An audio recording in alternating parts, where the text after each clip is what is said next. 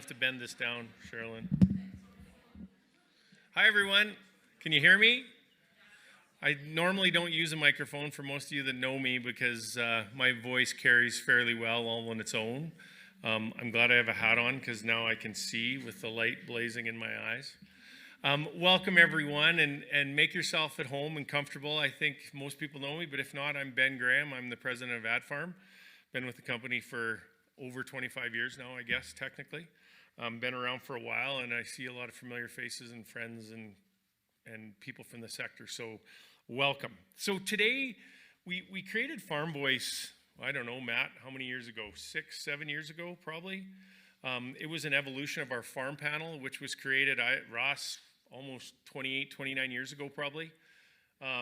It was started with, we sent boxes out to some key growers across Western Canada and said, can you please put all your direct mail in this box and send it to us? And we'll talk to you a couple times a year when we have some questions, to where it is today, where we have a panel across North America of farmers. We do Farm Voice other than COVID. We try to do Farm Voice every year. This is the first one we've done in Calgary since. We've done 2 in Kansas City since we've been back from COVID. So thanks for coming, and we're going to go through a little different format than we normally would this year with our panels. So I'll go through the agenda. It's going to be pretty. We got Sherilyn going to speak to us. We're going to try and have a brief break in between. We'll see how we're doing on timing. We might have to steal one of these because there is cold beer on tap across the parking lot at the office. So there might be some wine, Ross, too. I don't know. We'll have to see. And then we're going to go with the Black Fox Farm and Distillery, and we've got really good speaking there. Another break, and then we're going to do the panel discussion. So that's what we have on tap today. I just want to thank the panelists and the speakers for coming. It's a huge thank you for you guys to take time. We know you're super busy to come and spend time with us. As we go through today, we're going to try and set it up for questions. Again, depending on time and how we do, after every speaker and after the panel, we'd like to have some questions. We do have, how many people are online, Bryce? 45 are online right now. So, okay, good to know. A couple more. And then, so Rosie's actually monitoring questions online, so we'll get their questions. So if you're online right now, know that there's somebody here to take your questions and get them on the floor. And then we'll cut that to, we'll try to hold that kind of that 5 to 10 minutes. And then we'll move on to our next person after that. Make sense, everyone? Okay, let's jump right in. Let's get going because it is a couple of minutes after.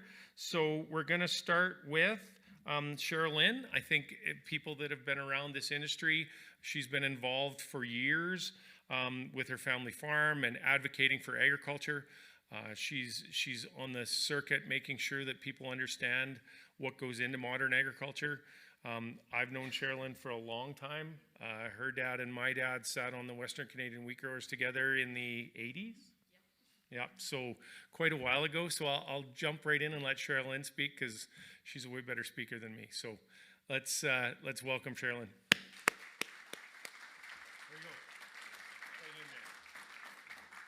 He forgot to leave me his hat. Okay, welcome to the theater with no popcorn. Somewhat disappointing.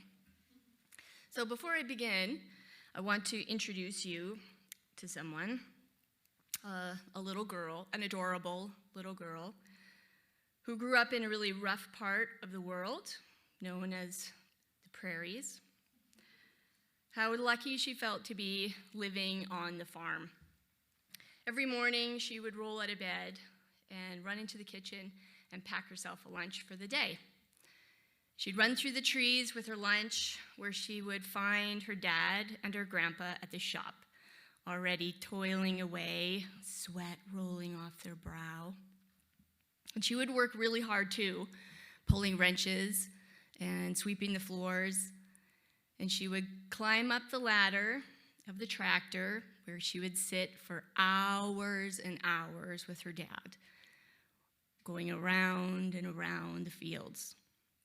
The only thing she dreamed about was the fields, the crops that she would grow on her own fields someday. all she ever wanted to be when she grew up was a farmer. And ladies and gentlemen, that little girl was definitely not me. Like, no way in hell, when I was growing up on a farm, did I want to be a farmer. So today I'm going to share with you the real story of how it is I became a farmer and why I'm so proud of that today. And then I'm going to share my thoughts on the question asked of me, who are the farmers and what are they dealing with? Then I'm going to leave with you my best advice for those of you in agri-marketing, my best advice on how to market to farmers. And then lastly, I want to showcase for you an online resource that is meant to elevate everyone's level of knowledge around the agriculture industry, utensil.ca. Because if you guys can sell things, then so can I. So of course, this is just merely a guide. We'll see where discussions lead us today. But is Kim McConnell here today? Well, as Kim McConnell so famously said, this will help me keep it between the ditches.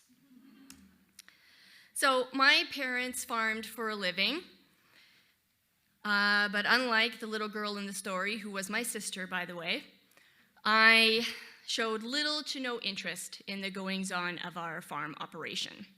Like most adolescent girls, I was much more interested in the next dance competition or volleyball game than I was in what the Durham wheat was running or what the big green equipment in the yard was even for. In grade 11, I started dating my husband, David.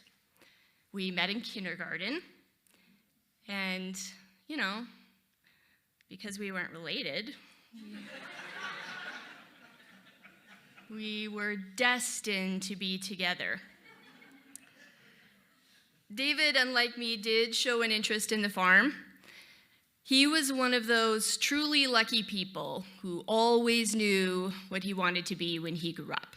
And for him, being a farmer was it. For me, not so much. In fact, I think if there was one thing I knew for sure when I left high school, it was that I was not going to be a farmer.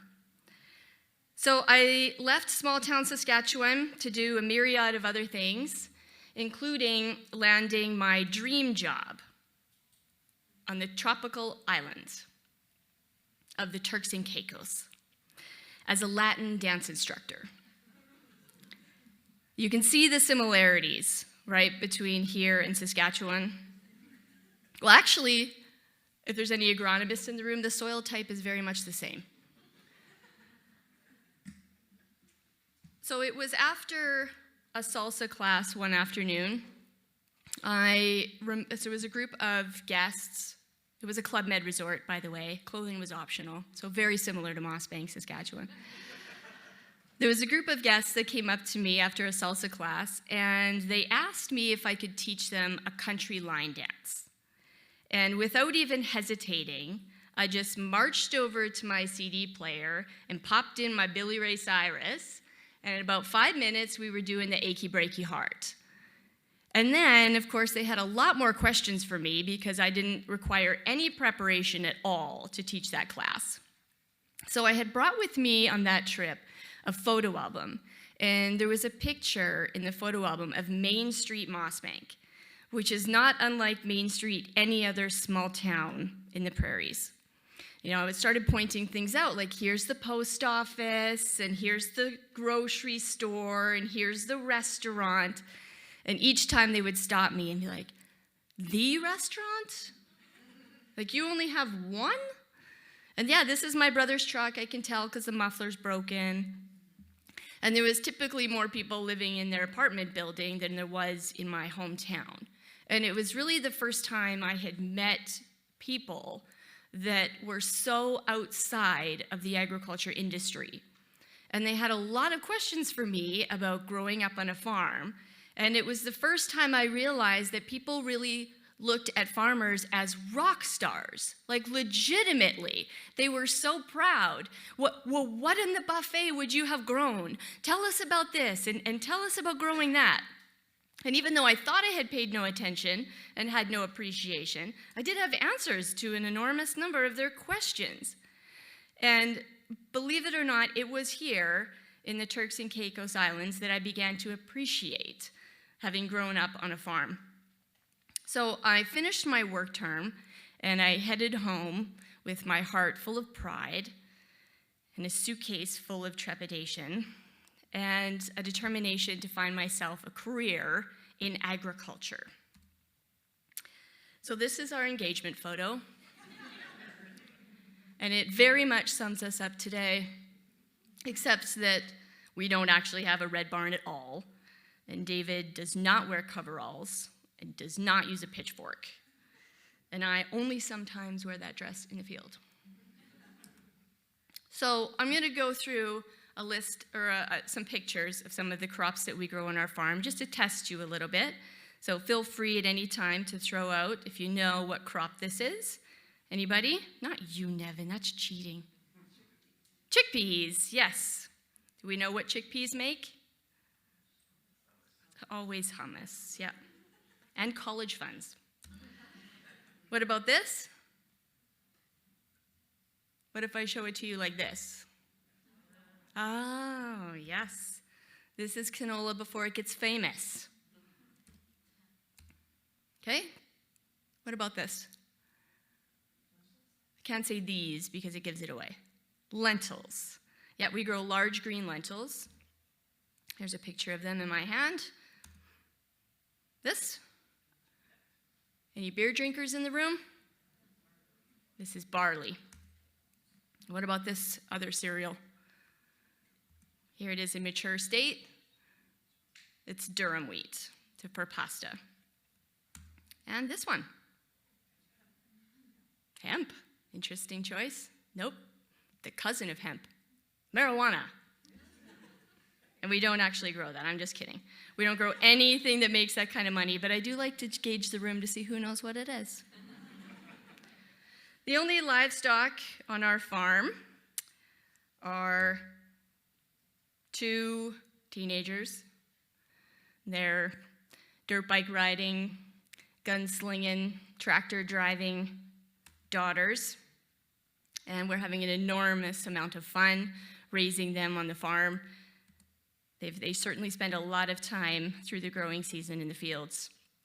Both of them claim grain carts, and with a minor high five with the augers last summer, they have gotten through relatively unscathed. So we're really happy to have them.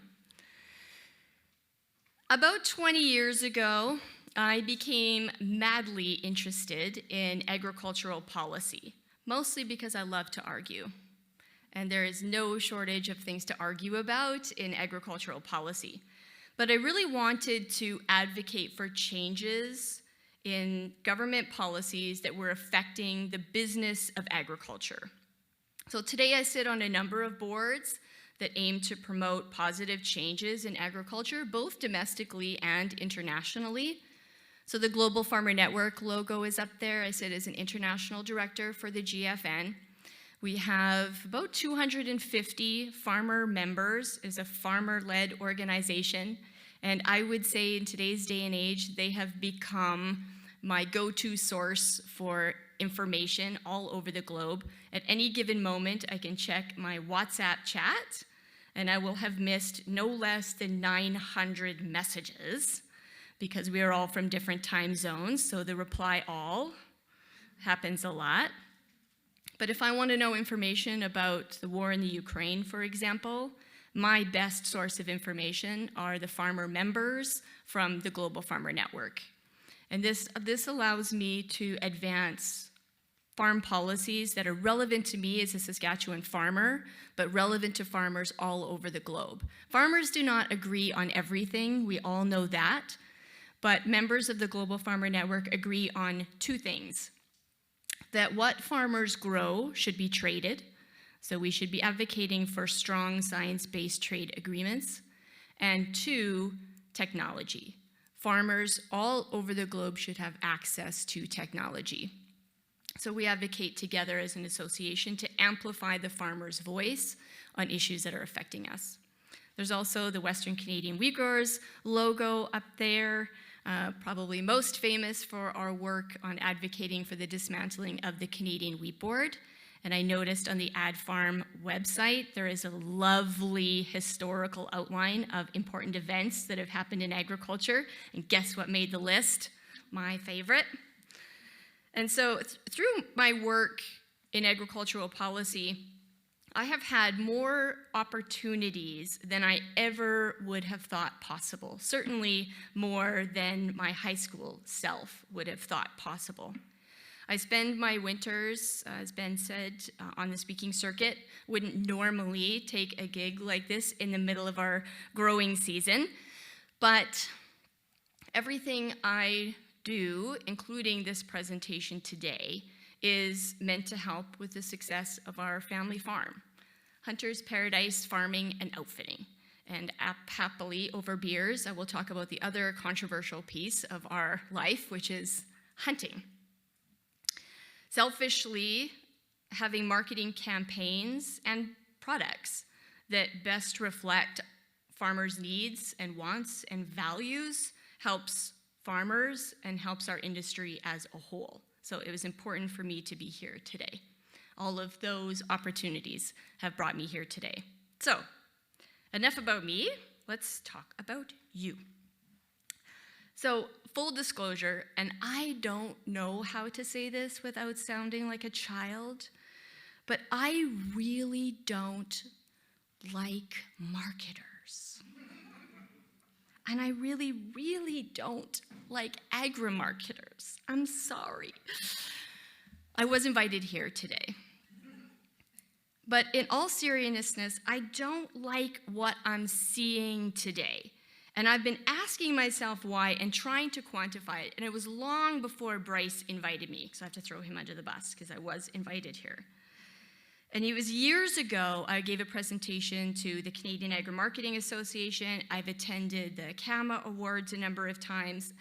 And there is this mild hatred simmering. And I suppose I'll take a step back to explain that. To prepare for my presentation today, I started to peruse the AdFarm website. That's where I definitely, it was my procrastination tendency that brought me through that entire timeline, but I had fun reading it. But I did manage to find the AdFarm mission statement.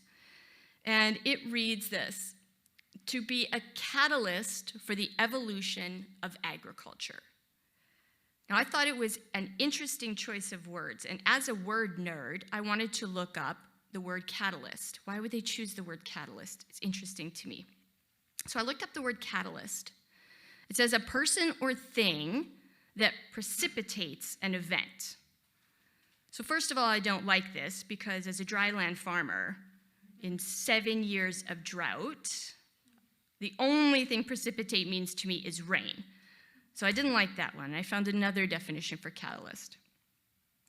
A substance that increases the rate of a chemical reaction without itself undergoing any permanent chemical change. A catalyst for the evolution of agriculture.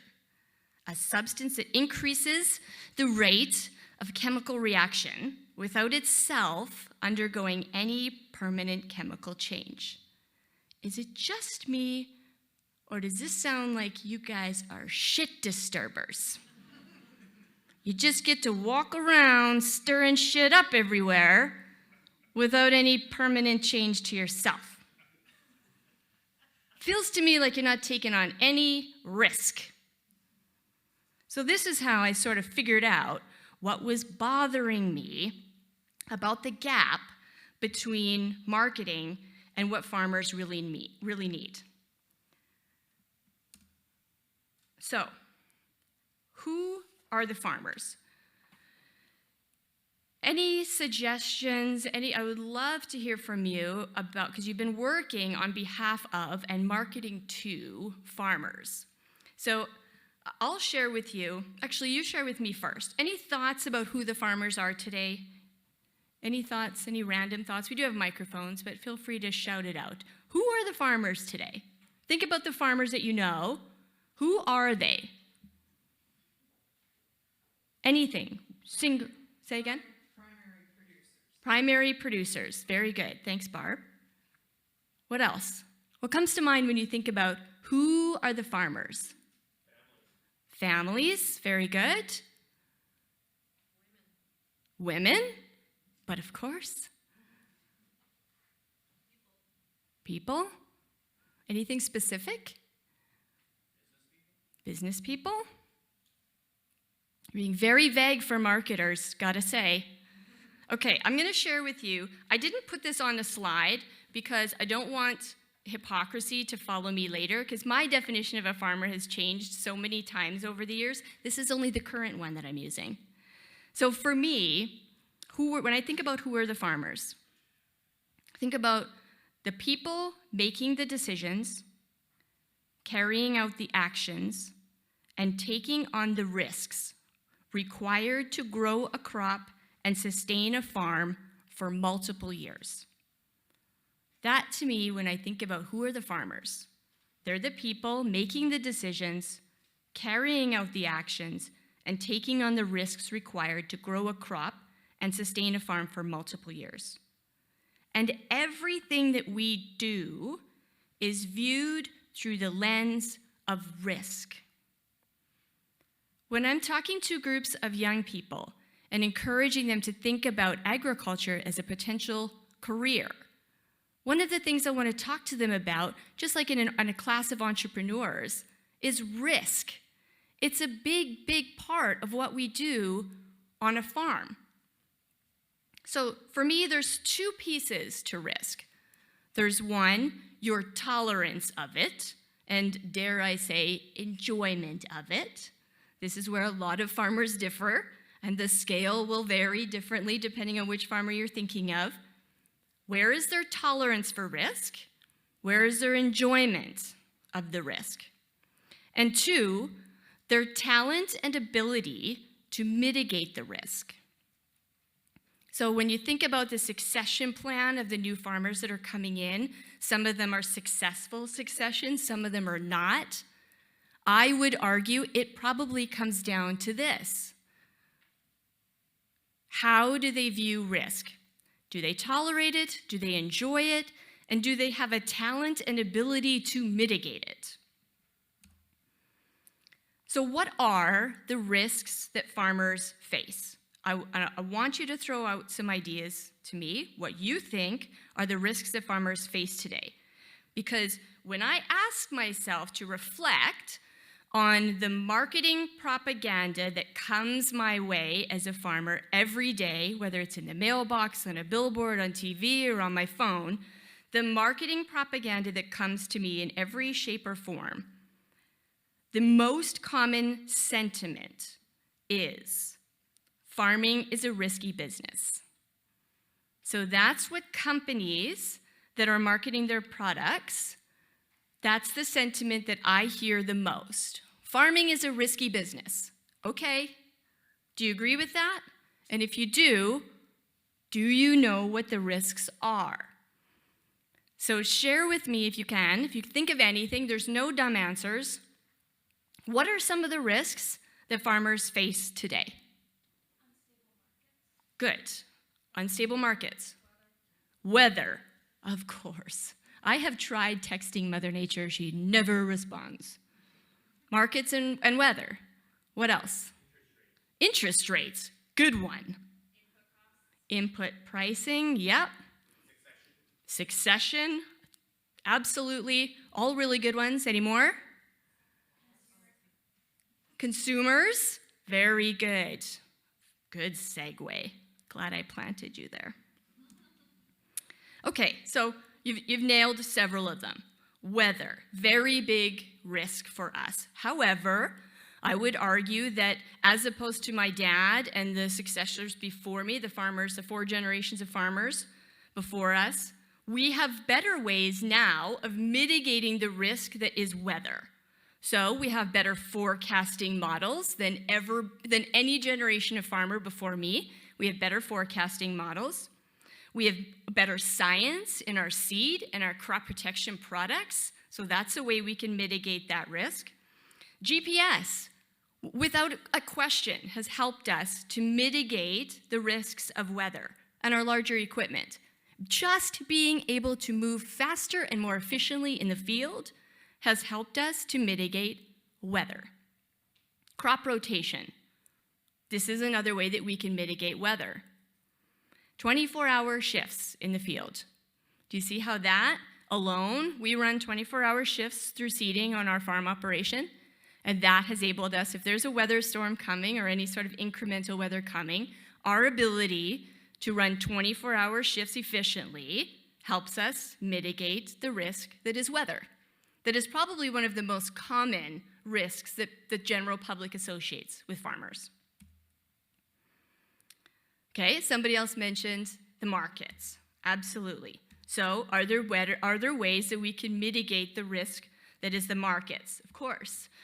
We're able to seek a lot of data. We now have global analysis versus a weekly newspaper. Do we have folks in the room that are too young to understand the challenges of a weekly newspaper? I've tried to explain to my children that there was a world before Google. That there would, anybody here remember the wall of Encyclopedia Britannica? I did a lot of plagiarizing back then, I'm not gonna lie. Forward contracting, it's a bit controversial right now, but this is a way that we can mitigate some of the incremental markets. Growing more than one crop, fairly simple, but growing up on the farm where I didn't want to pay any attention, we grow mostly durum wheat. We took off for the entire month of July in the summer because durum wheat didn't have the requirements it has now. We didn't have chickpeas and lentils, they required all the fungicide applications. So growing more than one crop has helped us to mitigate the markets. We are price takers. Most of what I grow, everything that I grow in my farm is a world price. So I don't have the ability to go to a farmer's market and up the price. So the food inflation conversation is a challenging one for those of us in the export industry right now. And insurance. Believe it or not, one of the things that farmers have to grow is insurance. And I would say after 7 years of drought and being beneficiaries of insurance to bail us out in times of need, this is one of the commodities that we have to think about that is grown on the farms today. And if you can ask any farmer around me, they will tell you that revenue coming from that particular commodity will always feel icky. It is a revenue source for us in times of need, but it will always feel icky. However, it is our ability to help mitigate that risk. Some of the agronomy risks, not a lot mentioned in the group discussions, but of course, our ability to, we have to advocate for new crop protection products. That means meeting with our crop life organizations on a regular basis to ensure, and our commissions, to ensure that they understand what is happening in the fields today and what we might need for products to help us better take care of those plants. We have weather prediction technology. If you have not seen those soil probes that help a farmer to indicate how much moisture those plants are absorbing or not absorbing at any given time, it's truly fascinating. And of course, we have equipment that enables us to better mitigate those agronomy risks. Another risk for us, another thing we worry about, is expansion and growth. So expansion might look like an increase in our land base and our acreage, if possible. The prices of land have never been this high, so this is certainly a risk. Somebody mentioned interest rates, directly correlated with our ability to expand or to grow. Growth can look differently. It doesn't always have to be an expansion of our acres. It can look like custom work to spread out the use of our equipment, seed cleaning, or adding value of any sort to our farm operations. So that's another thing we worry about. There's some, somebody mentioned we are business people. We are subject to business terminology like black swans. COVID pandemic hit us equally, although I would say we were a strong solution to a lot of the post-pandemic problems that we're facing today. There's some geopolitical events like the war in the Ukraine that is certainly affecting us, and we are at risk. There's major weather events. I wouldn't put them in the list of black swan because there's very few major weather events that have not happened in the past, so we have to be better at mitigating those. There's also some things that I would refer to as game changers. A landlord death in the middle of a season can have extreme effects on a family farm operation. Also, a big crop or a lottery win, and looking to where we can invest that kind of money in innovation and what kind of things we can look into for expansion, that is also a game changer. Okay, so that is some of the risks that we face today, but I haven't talked about the biggest risk that we face today, and that is government policy. This, in my opinion, is not only the biggest risk that we face, it is where we have the least influence in the outcome. And I already mentioned Mother Nature. I feel we have the least influence in government policy, but it is our biggest risk. It is most certainly what is keeping us up at night. So policy can be kind of a hard thing to describe. And actually, I read an analogy one time that said, policy is much like the making of a hot dog. Most people prefer not to know what goes into it. But for me, policy, very simply, is the rules of agriculture. So if farming is the sport, policy is the rules around that sport.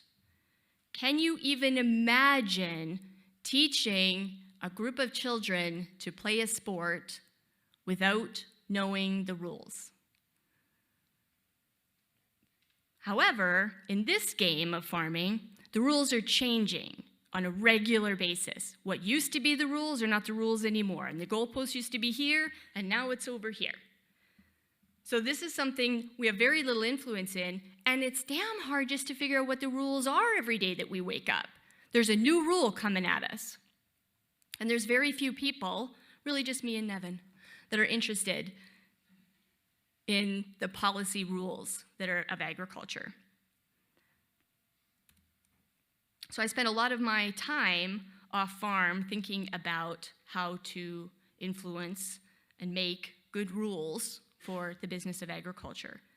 And I get asked often, now listen, you remember the one thing I was not going to do with my life was be a farmer.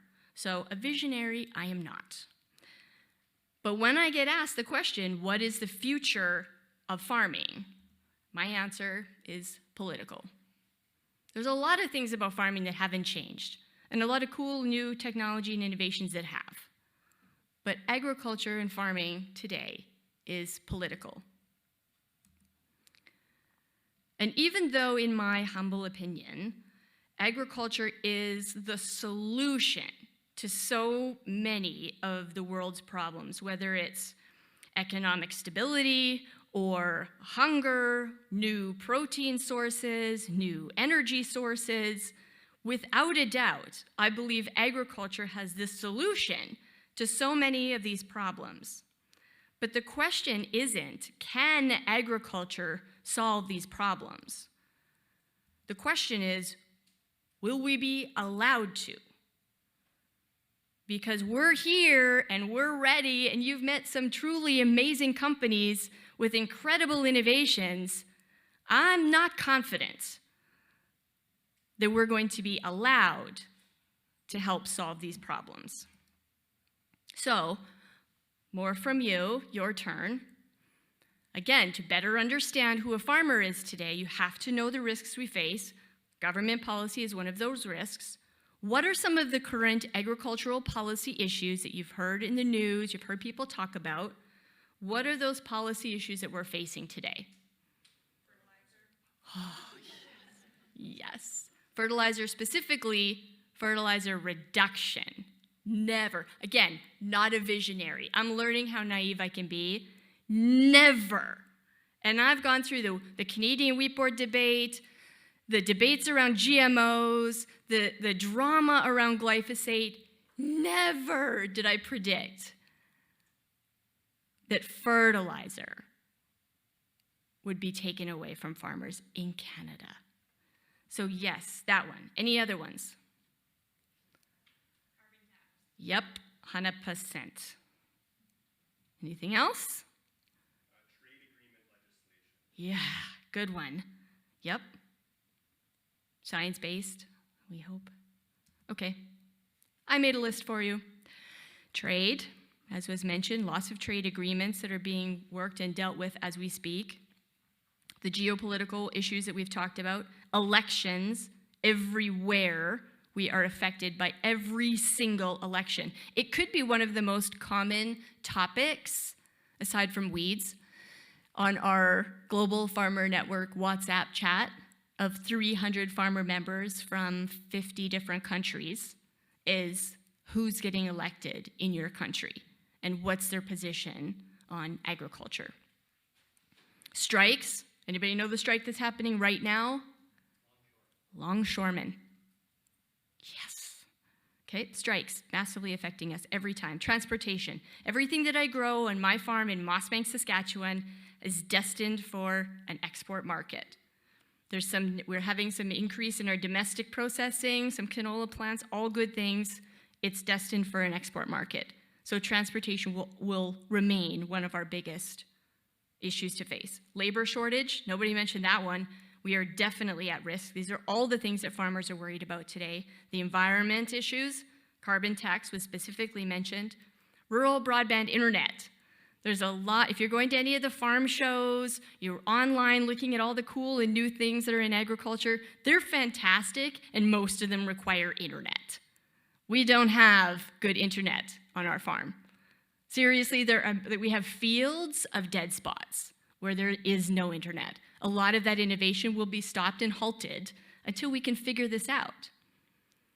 And I've heard the government say on many occasions, our Prime Minister has said, by X number of years, I think it was 2030, 98% of Canadians will have high-speed internet. Do you know how many farmers there are in Canada? 2%. I don't want to be a conspiracy theorist, but water management, whether it's too much or too little, there's big irrigation projects that are happening in Saskatchewan, lots of drainage conversations that are happening all over the prairie, so water management is one of those issues that we face. Somebody mentioned input regulations like fertilizer and chemical registrations. Chemicals that we have used for years that are determined to be safe are being taken off of the list, just left and right. And we have too few of those tools available to us. So when something gets taken away, it's devastating for us. And last, somebody had mentioned consumers. So this is the category I would put into public trust. Right now, all the public can talk about is the S word. Do you know which one I mean? Why did you say it out loud? Sustainability. Sustainability is a buzzword that I can't rip off people's tongues fast enough. The focus is on caring for the environment, but that isn't bringing us all together in defense of the agriculture industry. So my definition of public trust, a very simple one. Public trust is granted when our actions align with the values and expectations of society. And this is where your role as agri-marketers, you have a role to play in public trust with farmers, with the industry. We have to work together at this. Unfortunately, every company that I do business with on our farm today is fighting for their own sustainability medal. So rather than all of us coming together to talk about the industry as a whole, the amazing things that farmers are doing with the technology and innovation, everybody wants their own medal. And that is not helping us. So, I want to leave you with what I will call the best advice I can leave you when marketing to farmers. Now, full disclosure, keep in mind, this is coming from someone who chose her email address to be, like my main point of contact is Sherilyn@SherilynJolly-Nagel Sherilyn.com. Nobody instinctually knows how to spell Sherilyn, let alone twice, or Jolly, or Nagel, and nobody knows where to find a hyphen. So take this advice for what it is, because that's where it's coming from. Farmers are experts. I never hear this. In any marketing that comes my way, we never get to hear that farmers are in fact good at what we do. Focus on that piece of it. Sometimes it feels like everybody wants to help us. Everybody wants to save the farmers. I've shared with you all of the risks that we face, and there's a lot of them, so it isn't that we can't use some help. But rarely do we hear anyone talk about asking farmers for the solutions or taking the lead from farmers. I've met with chemical companies and grain elevators and railways and financial institutions. Everybody asks the question, how can we help farmers? And my advice is, how about for your campaigns, you talk about the fact that your clients are good at what they do? Wouldn't it be great to hear my bank say, where are you guys at for sustainability measures? Well, our clients, our farmers, are good at what they do, and we're going to take our lead from them, rather than always trying to come up with the newest idea for us to feel obligated to fulfill. Start saying that to the public, that farmers are good at what they do. That would be a really big help. Number 2, and I stole this directly from the pages of Hunter Safety that teaches kids safe gun handling. Know your target and beyond. Know your target, who you are aiming your campaigns at, and who's the shrapnel. Who's around that campaign that may take something differently. Now, an example I would use are the billboards on major highways that are advertising agricultural products. Sometimes when I drive by and read that, I think, what would the public think of that advertisement? Have you ever gone through a list of the names of the chemicals that we use? They're scary. And they're not going to instill much confidence in agriculture. So why are we putting them on billboards where the public can see them without any sort of clarity around that? Know your target and beyond. Who else is going to read that, and are you leaving the right impression? Farmers know what those products are. Meet with them, have focus groups with them. You can talk about the specifics one-on-one. If it's going to be a public campaign, make sure the public is getting the right impression. That will help us. Less gimmicks. Can't stress it enough. I hate to tell you guys, but it is really annoying. I have to drive 20 miles to town to the mailbox. And when I get there, if the post office is open, and I see that little card in there that says you have a package, you already got my hopes up. Must be cash from Grandma, probably. Nope, it's not. I have to go back to the post office because it's closed with my card that you hope not to lose between the seats or in the middle of the part box in the back. You find the card, you take it to the post office. You have to go in, you have to stand in line. And then the post office lady has to ask you all kinds of questions about the stuff she saw your daughter do on Instagram. And then she gives you the package. And it's a big cardboard box. Must be something good. And you get it home. And inside the cardboard box is a whole bunch more plastic and a whole bunch more poppy things that make a huge big mess all over the living room. And then inside is a little tchotchke that's got some company's name on it. And I'm telling you, the whole works of it goes in the garbage. There's got to be a better way to really reach farmers than the gimmicks. And I am not just telling you this from me. I have scanned the people. We all have the same stories. Did you get the blank? Did you get the thing? We're all talking about it, and we're all eye-rolling about it, and then we start doing some bar napkin math about what it costs to mail us that. We're like, you could have just given us that check. That would have been better. Tip advice. Always work to raise your level of knowledge. This industry is changing so fast, we can barely keep up ourselves. So always work. I know you might have come from a farm, or some of you have memorized the story of your connection to the farm, or some of you have a legitimate connection to the farm. Super. You also have to stay up to speed on what is happening. What are those risks that farmers are facing? So, didn't know that was in here. This is kind of a fun one. Okay, I'll share this with you since it's there, serendipitously. So as wheat growers, we work often to communicate with the public. This is brand new for us as farmers, by the way. This is not something that was ever taught any farmer before us. No generation of farmer before me had to be a communicator about what we do. Most farmers don't even like people. And now we're asking them to talk to the public about what they do. So at the Wheat Growers, we are trying to share those policy concerns with the public, and we get interviewed all the time.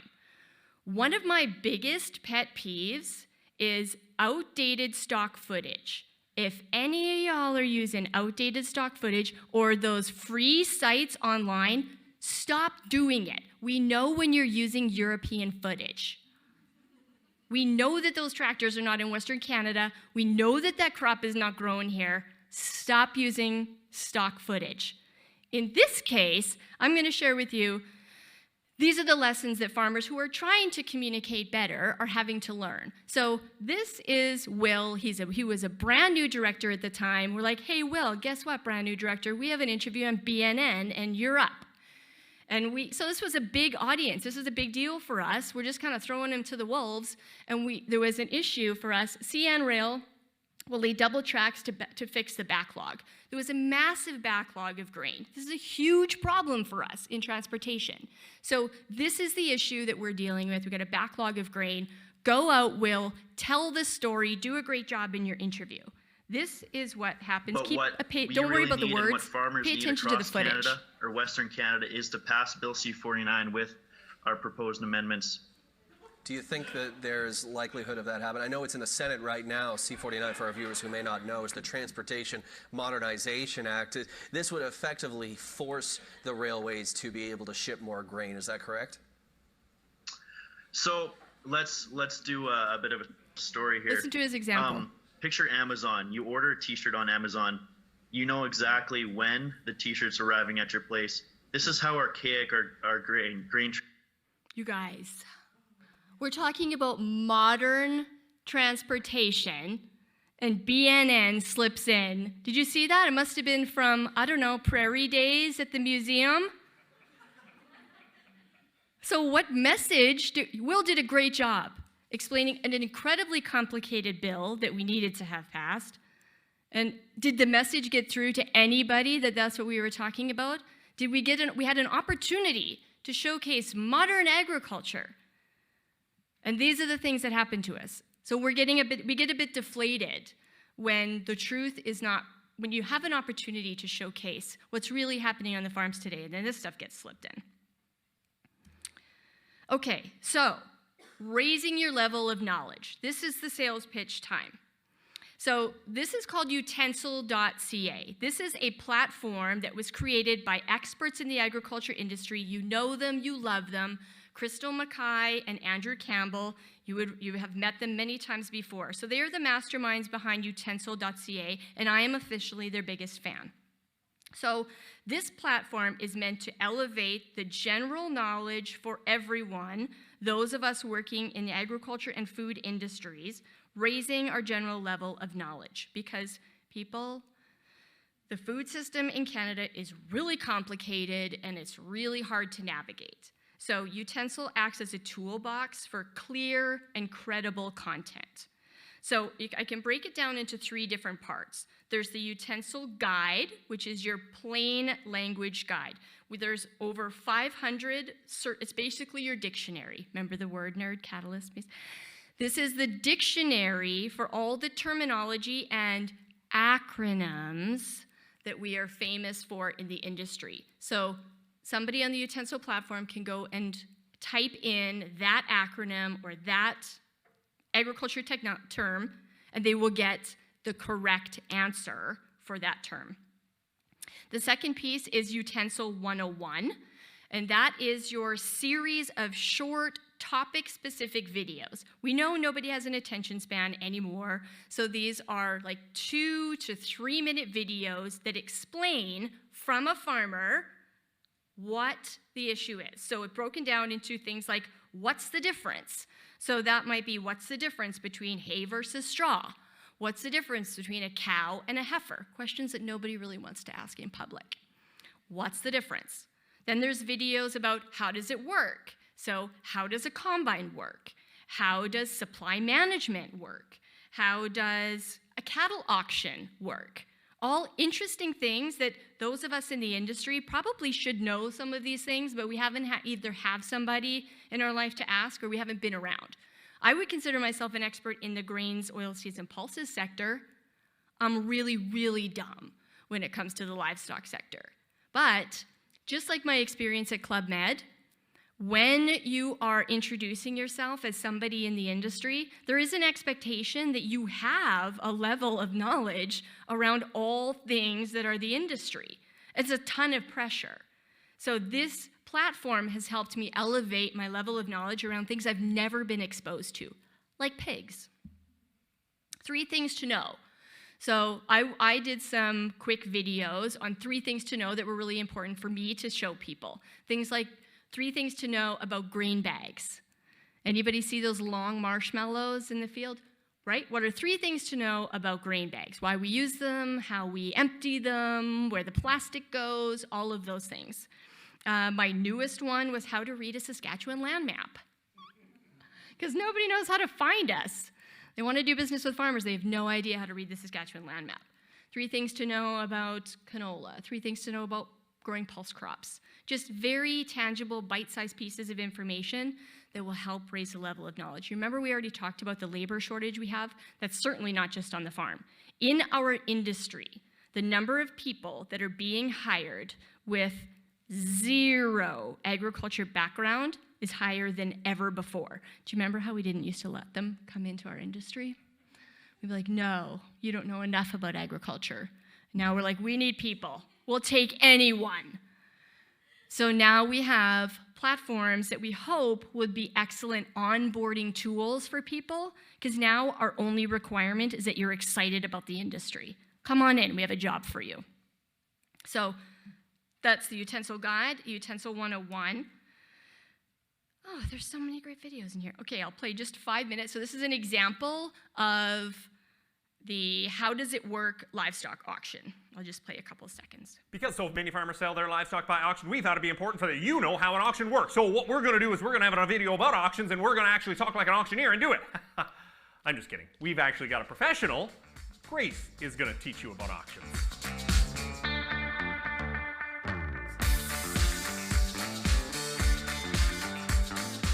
When you hear the term auction, you may think of an equipment auction, community fundraiser auctions, or a livestock auction. My name is Grace. I'm a beef farmer, a 4th generation auctioneer myself, and I'm also involved in my family's auction market. Okay.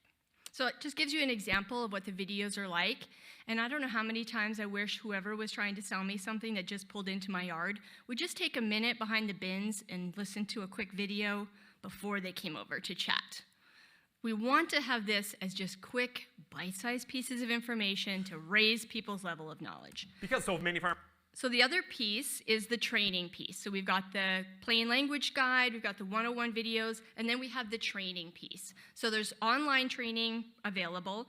The training program that I was involved with is the training program called So Your Client is a Farmer. And you have to say it in that kind of tone, because we know that farmers are a tricky bunch and that people want to do business with us. We just are a little intimidating, mostly based on where we live, because they don't know how to read a Saskatchewan land map. So this is a 1-hour training program for people to go online and we feel really strongly that these kinds of programs will help build better relationships with farmers. We've certainly put out this disclaimer, no two farms are the same, no two farmers are the same.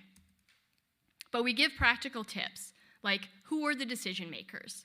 You guys, just personally, I feel a little bit bad at how much time salespeople have spent with my father-in-law. And I never save them. Nope, I get in my vehicle and drive away. We'll just see how long it takes. And then he'll give us the information later. To text or not to text? How do farmers feel about texting? Did you guys hear the ruling yesterday about the thumbs up emoji that's now a legally binding agreement? Careful. Yeah, it was a grain contract. Farmer went thumbs up. Anyways, lots of thoughts about that. An on-farm visit. You know, we give direction about whether or not it's a good idea to stop in on the farm cold call. And of course, really important questions like, should you pet the dog? We have video clips from other people in the industry, so it's not just us, it's people who have worked with a number of farmers. And spoiler alert, this is probably one of my favorite pieces about the So Your Client is a Farmer training program. My advice to anybody dealing with farmers is don't blow smoke and mirrors. Farmers have tremendous bullshit detectors, and they'll pick up on that right away and then move on down the road. So treat them fairly, treat them squarely, and treat them like you would any other business, because these are very sharp buyers with lots of dollars to spend. Those inputs are expensive, as are the equipment that they're playing with. Good bullshit detectors. Thank you, Jerry. My advice.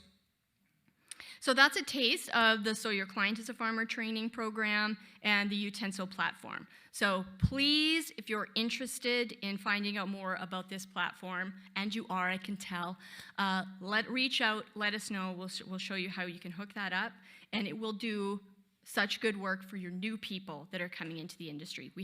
I've even tried to pitch it to like Olds College, who have international students coming in. These are world-renowned agriculture schools that we have with international students, but there's very specific regional pieces of our agriculture puzzle. So how can we elevate everybody's level of knowledge of the industry to make us all better? Okay. Winding down the time here, so I want to end on a fun note by sharing with you. I've had throughout my career opportunities to be part of so many different campaigns. Some were total shit, and it's not anybody's fault but mine. And some were really good. And one of them I can mention, it was called, with my husband, it was called Our Future is Global. And that was through CAFTA, the Canadian Agriculture Free Trade Association. And we did, and this was like 18 years ago, close to 18 years ago, that we did a campaign in the Globe and Mail called Our Future is Global to share with people the story around the exports that we grow. You know, buy local, I'm a big fan of buy local. I'll buy Canadian whenever I can, but also there's another piece that turns the economy called exports. So we also have to get behind the export bandwagon, but it's not as nice a story to tell. So there's a bigger piece of all of that puzzle. So my best and worst experience in a campaign is the same experience. I don't have a best and a worst that are separate. It's exactly the same one. So sometimes I get to work with companies on really, really cool projects, and I want to share with you that. So can you guess from the audience, what is the best-selling toy of all time? Lego is a good one, but it's wrong. Pardon? Cabbage Patch Kids. That's a good one. We're going to ignore the real answer that just came down here. Anybody say Slinky? Nope. No, the answer is Barbie. Barbie still remains today, for you marketers out there, the best-selling toy of all time. But a number of years ago, the Mattel toy company came under fire for their lack of diversity in their Barbie. So they came out with a whole new line of Barbies, different skin colors, different clothes, different nationalities, and different careers. So they had a whole mentorship program called You Can Be Anything. Barbie, you can be anything. And one of the careers that they chose to highlight for Barbie was a farmer. And I got this opportunity to be a mentor. So it was an online contest where parents would submit on behalf of their children, their daughters, ages like 7 to 11, who might want to be a farmer when they grow up. And then the winner of the contest came out to spend the day with me as a farmer. And you guys, I don't know if you know this about me, but I go all in on stuff like this. And I ask a whole lot of my farm family and my farm crew to put on projects like this. It was incredible. So it was an entire day of filming with people who have never been to the farm before. I'm like, they're trying to find their Google Maps. I'm like, don't pay attention to the Google Maps. Listen to my directions. When it says rerouting, you're exactly where you're supposed to be. So we spent the day together, and I will show you the entire project ends up in 1.5 minutes. So I will show you that 1.5 minutes.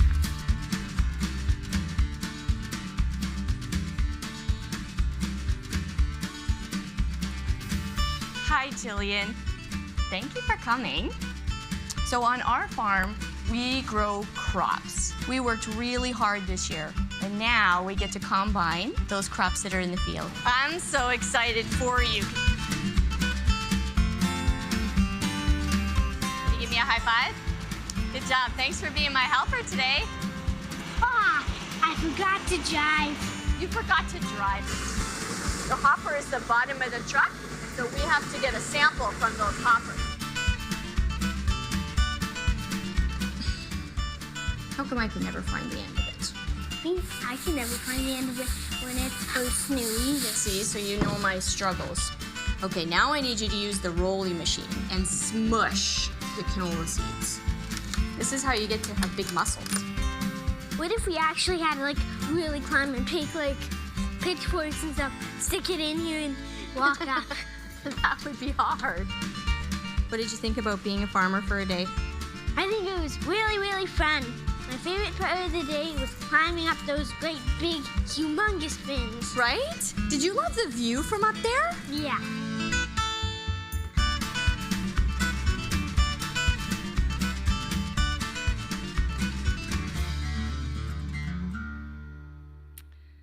So that initially was my worst marketing campaign I'd ever been a part of. You guys have only known me for like 40 minutes. Do you think that I would say the sentence, on our farm, we grow crops? That took an enormous amount of editing on their part because I said a lot of things about everything that we grew. We made lentil brownies with our lentils. We had the canola oil. We talked about the pasta that came out of our durum, so we made macaroni. We talked about how on our farm over 100 million bowls of spaghetti can be made every single year. You know what a great big part about being a farmer is? Negotiating farm equipment. So we went into the local John Deere dealership, and Jillian and I sat outside on the tailgate, and I said, look, like you gotta know how to negotiate the price. He's gonna try to talk to you about the weather. He's gonna try to distract you, like you have to be focused. You need this tractor, your farm depends on it. She goes marching into the dealership and she slams her fist on the desk and she says, Jerry, let's talk numbers. And she negotiated a tractor and she got a great big tractor to take home with her. She learned everything about what we grew, how to grow it, what goes into it. None of that made the 1.5 minute cut. So I was pissed. Like this took months of my time to put this together. And this was my mecca. This was my chance to show the world, to teach them everything about agriculture. That's the only reason that I signed up for it. Do you remember the controversy around Climate Barbie? Thanks for that, Jerry. Do you remember that? So I felt like I was risking my career, aligning myself in a very male-dominated industry. You're gonna risk it all, aligning yourself with Barbie? And I was like, I talked myself into this campaign for the greater good, for teaching the world about Saskatchewan agriculture. And that is what came out of it. So it might have a little bit to do with the simmering hatred for marketing campaigns. But I've calmed down a bit about it now. And it's now my best experience.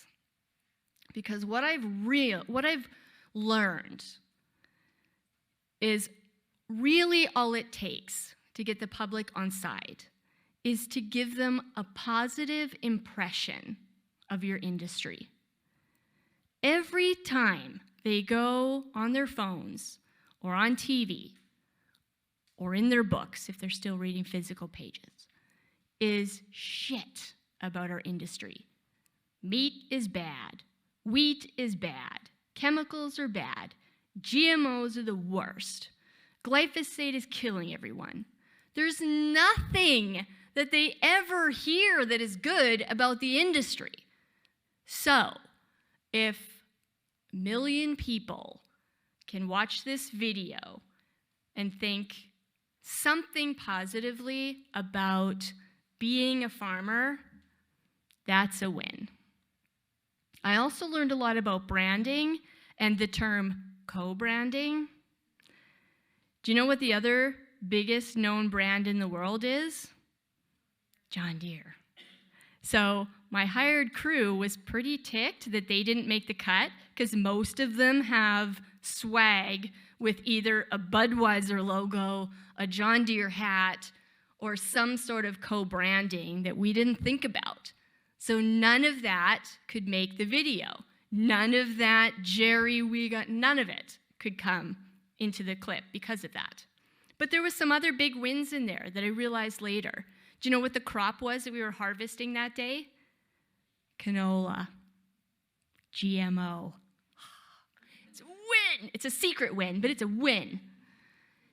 And I realized that if I had turned that down, if I had turned down that opportunity, it would have been so easy for them to go into Toronto, just outside, and find a carrot farmer who is lovely, I'm sure, and takes her carrots to the farmer's market, and that could have been the Farmer Barbie mentorship. So these are the wins that we'll take in this industry today. But with your help in the industry, few less gimmicks, know your target and beyond. What else? Farmers are experts. They're good at what they do. And if we can think about those few things as we're putting our messages out to the world, I really think this industry is going to rocket. I'm a really proud mom of these two farm girls. These are not the pictures that show their teenage angst. They are the cute ones. But it will be my legacy to pass along to our children both the joys of farming and the ways that we can mitigate the risks. I've taught my daughters that Barbie can drive tractors, and I will also teach them that all of the tools that we have available to us today, including fertilizer, are at risk unless we can do a better job of telling a positive story around why we're using them. Like most farmers I know, my family and I truly care for the land. And every decision that we make is an effort to leave that land in better shape for the next generation. It's not as complicated as they're making sustainability sound. There's all kinds, and Nevin is a great expert for this afternoon's panel to share with you all of the ways that we can measure that. But I can tell you that every decision we're making is an effort to leave the land in better shape for the next generation. It's really that simple for us. So I thank you so much for having me today. I'm sorry if I was a bit harsh. I'll buy you a free beer later.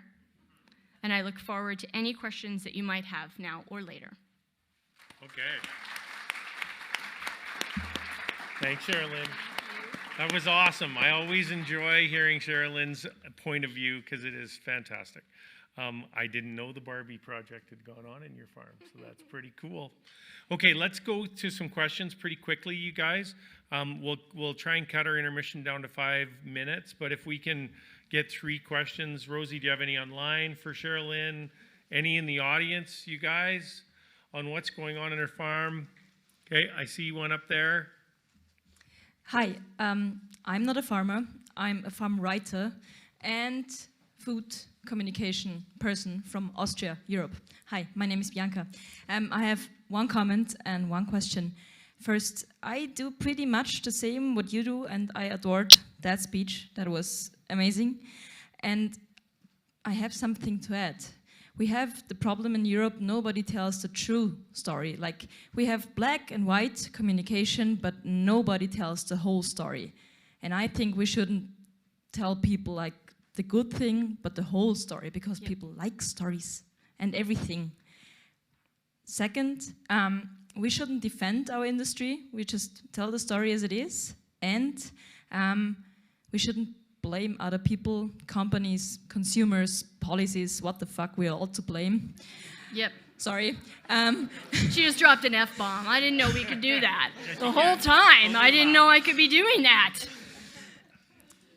We swear in Austria, that's normal there. Perfect. So I think adding to what you said is like we're all living in one world, and like to fix it and like to tell the cool stories, the good stories, to make communication different in ag and food.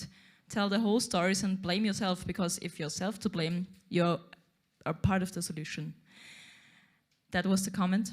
And then the question, I really liked that platform you presented there, and you were talking about target groups. But why on earth don't you have YouTube and such a small Instagram channel? Please tell me. Me? Them. Farmers in general? No, the Utilize, what's the name of? Oh, Utensil. Utensil, yes. Yes, so you can find Utensil as an online platform. You can find them on social media. I'm happy to share all that information with you or anybody else that needs it after. So we're on social media. Was there something else about Utensil specifically? Why no YouTube channel? Oh, I don't know the answer to that, but I'll pass it along. Thank you. I actually thought that some of those videos were on YouTube. I'm not sure, but I will find that out for you for sure. Thank you so much for your comments. And to be clear, I agree with you entirely. Our industry does not have a halo over our head. I don't ever want to leave the impression that we believe ourselves to be perfect. We have made mistakes. That's part of our sustainability. I have a very simple definition for sustainability for me. It's making good decisions now that help us make good decisions in the future. Farmers are forward thinkers, always. The decision we have to make today because of the grasshoppers is also a decision that we're making for a generation to come. We're very, very forward thinking in all of the decisions we make. All of that growth and expansion, all of that piece, we're making big decisions for the future. And sometimes we have to reflect on those decisions and they weren't the right one. But we're making the best that we can with the information we have now. And we're not perfect. One more? Anyone? Dealer, Ross? Charlene, in the years you've been talking about the real story on farms to consumers, over those years that you've been doing that, and glory to you for taking that on, what changes have you noticed? What are attitudes of the public today versus 15 or 20 years ago? So what are the changes that I've seen having had this discussion with the public over this many years? So there's a long and a short answer. I'll do the long one for other people at the bar. But can I just share with you the biggest change that I've seen is in me. Because when I first started, a long time ago, as you subtly mentioned, when I first started, I was so defensive. It was the anger to defend the industry that got me doing it in the first place. You know, those all capital letters responses on Facebook? That was me, because I was so angry and defensive and trying to share the right story. So the real change has been me. And listening, I was telling them what I wanted them to know. No different than the Barbie video. I had a list and an agenda of things that I needed the public to know. That wasn't the option. I needed to do a better job of listening to what their actual concerns were. Even on something as complicated as glyphosate. Their concerns around glyphosate were very different than the way we were trying to attack it. Oh, you're worried about glyphosate? Here's a 400-page study that is sure to convince you.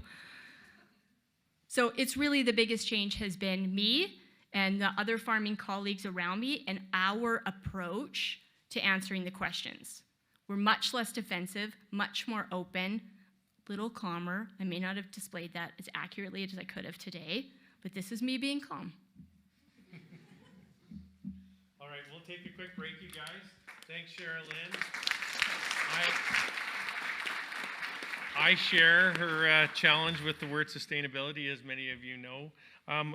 But towards that, let's make sure we go out, grab a bottle of water, get a quick break, and then we will roll right into our next one. Thanks, you guys.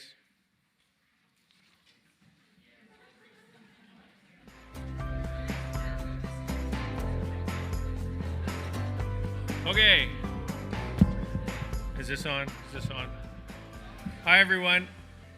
Okay, we'll get going again here with our second presentation. I'd like to introduce John Cody, Barb's definition Cody. Is that right, Cody? Okay, there we go. Together they have earned global acclaim for their philosophy and practice of agriculture. Both fifth-generation farmers, the couple have studied and consulted on 5 continents, are an alumni of Canada's Outstanding Young Farmers Program, Canadian Agricultural Lifetime Leadership Program, and the prestigious Nuffield Canada. In the years before their vision of an on-farm distillery were brought to life, Barb and John owned a grain farm in rural Saskatchewan. As their appreciation for terroir deepened, so too did a desire to apply their skills in a way that would bring them closer to the consumer. From this, Black Fox was born. I think we all like to be closer to this consumer.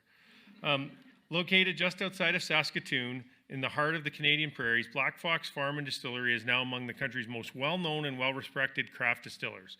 Acres of fresh fruit, flowers, and grains are harvested and distilled into whiskey, gin, and liqueurs that tell a story of terroir and commitment to excellence. Please join me in giving a warm welcome to John and Barb.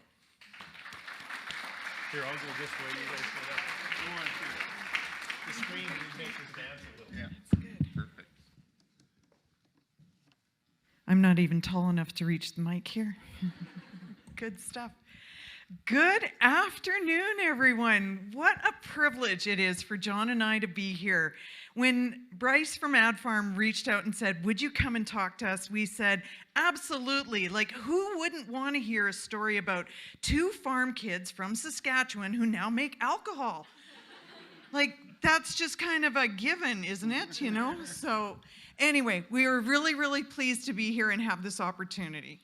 Yeah, it's always a pleasure. We get to do some presentations, and it's always nice to talk to people who understand agriculture, because that's where we come from. And what really makes me excited about you guys is that we have a story to tell in agriculture as a whole. And I think the more that we share these stories and understand where everybody's coming from, we can have a lot of power, because we start finding that common thread, and we can multiply that and make that something that resonates, not just when you're selling to farmers, but when we're talking to consumers. So on our farm, we grow gin and whiskey legally. And last year we had a pretty decent crop. We got about 2 barrels of whiskey per acre. So it was a good thing, and we're gonna start off by showing you a little bit about us. A true craftsman is committed to progress, to a purpose, to passion. This is ours. The story of Black Fox begins here, in the heart of the Canadian prairies.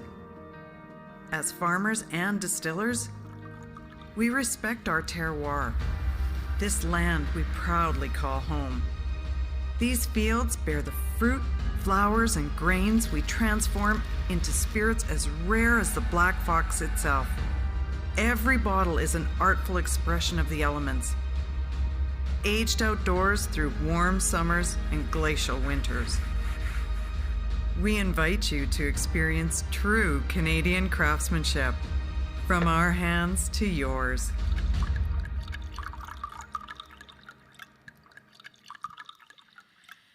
So John and I met, here we go. Oh, I'm going the wrong way. Uh-oh, I broke it. Yeah.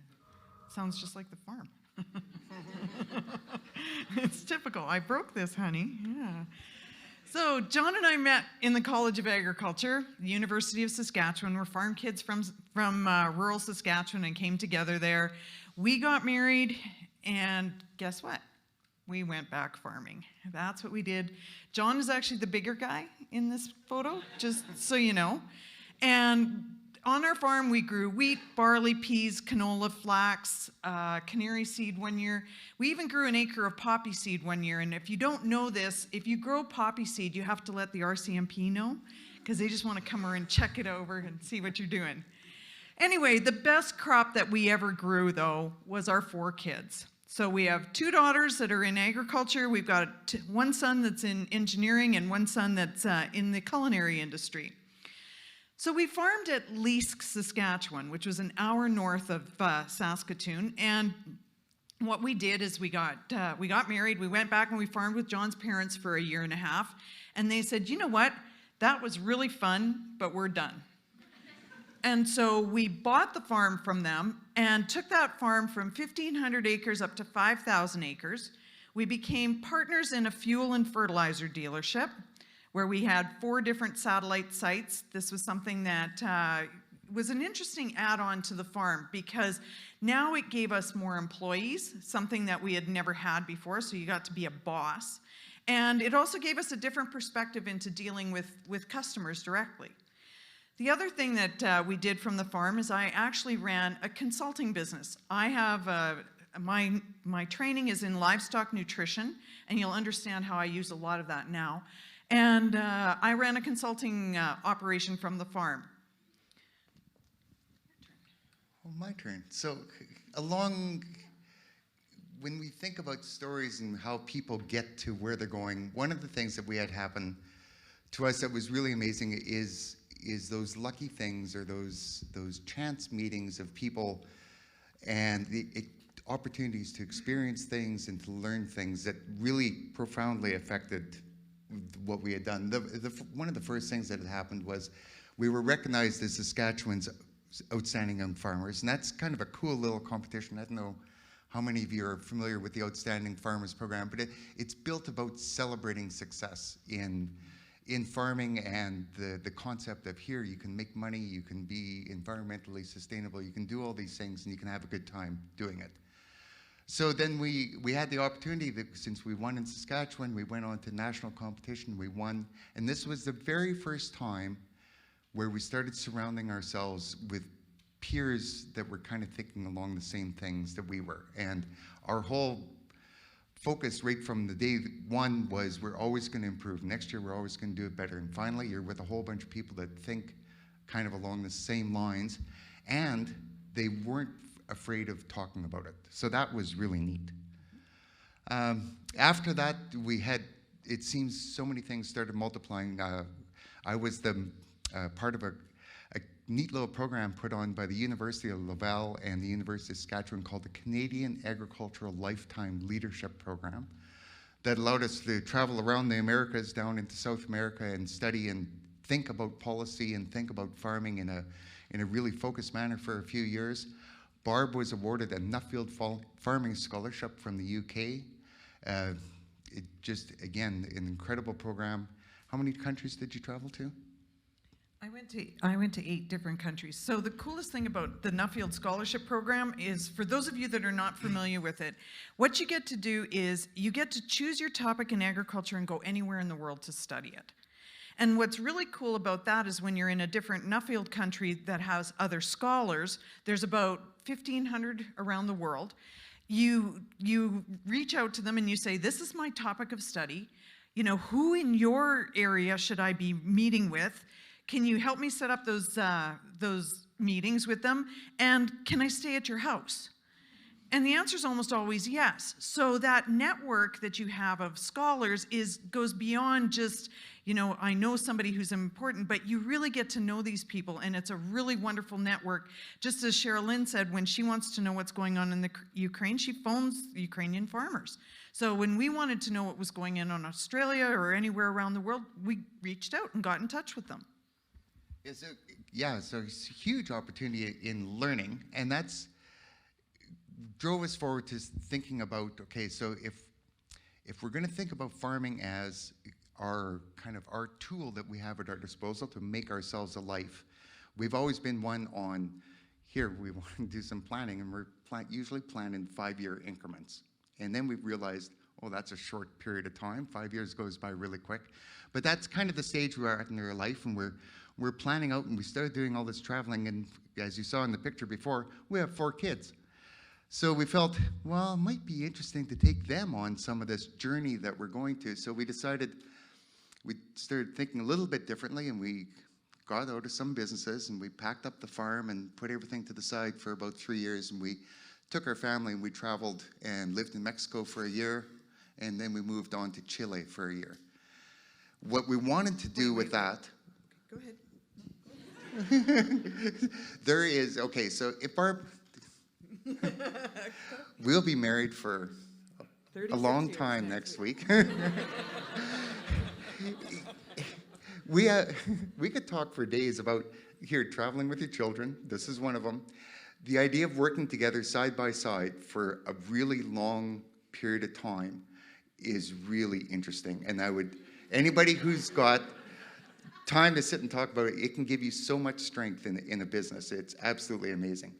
Anyway, I had been down, when I was on one of these programs, I had spent quite a bit of time down in Chile and got to really be intrigued at the way that other farmers farm. Because you grow up in Saskatchewan, you farm grain, you think that you're doing it right all the time, or that the way you're doing it is normal. And I was so amazed that, oh God, what we're doing, nobody else in the world does this.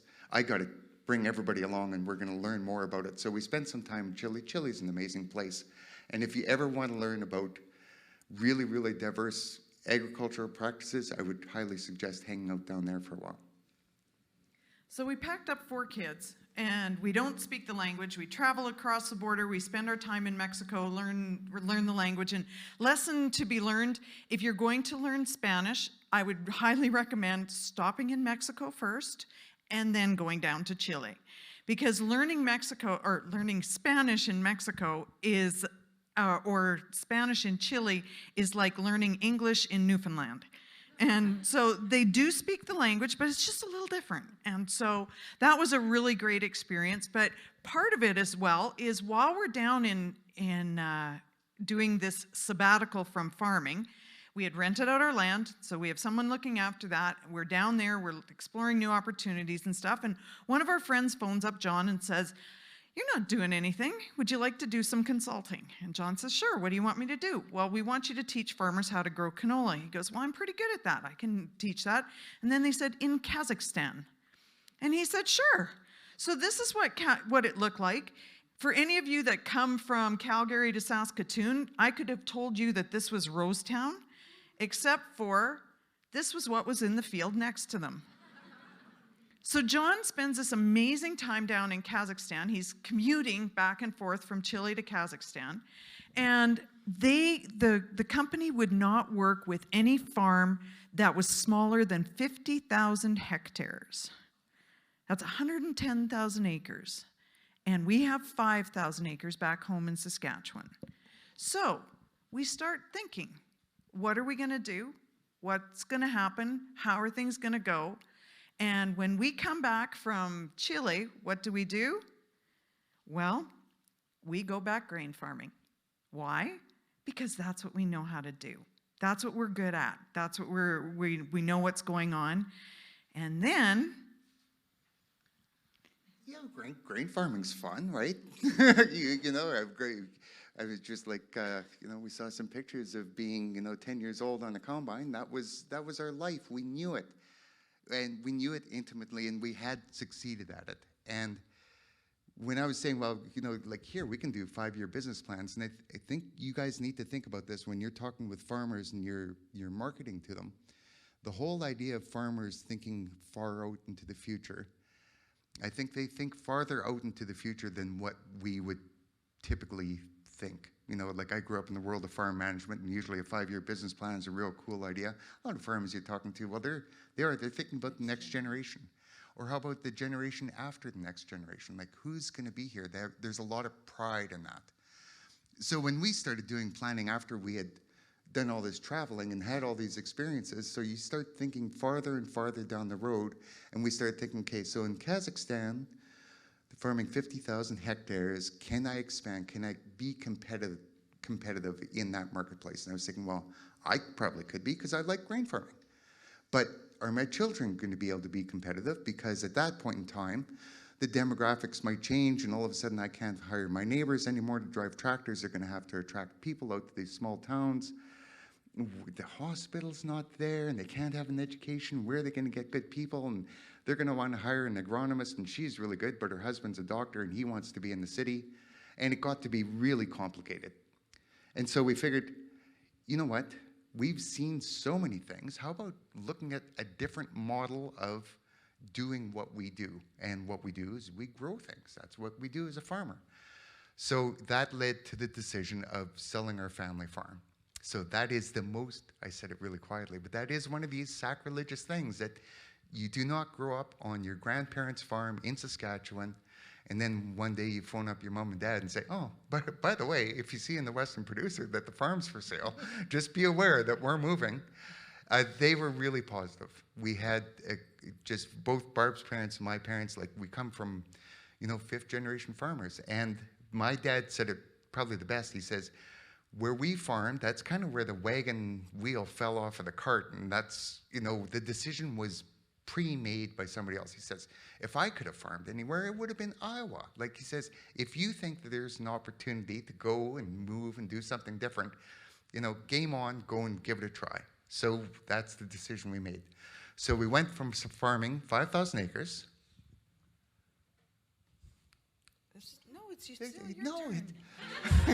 It's your turn. We went through this how many times? Anyway, so we went. So now you're going to carry on. I'm waiting for you.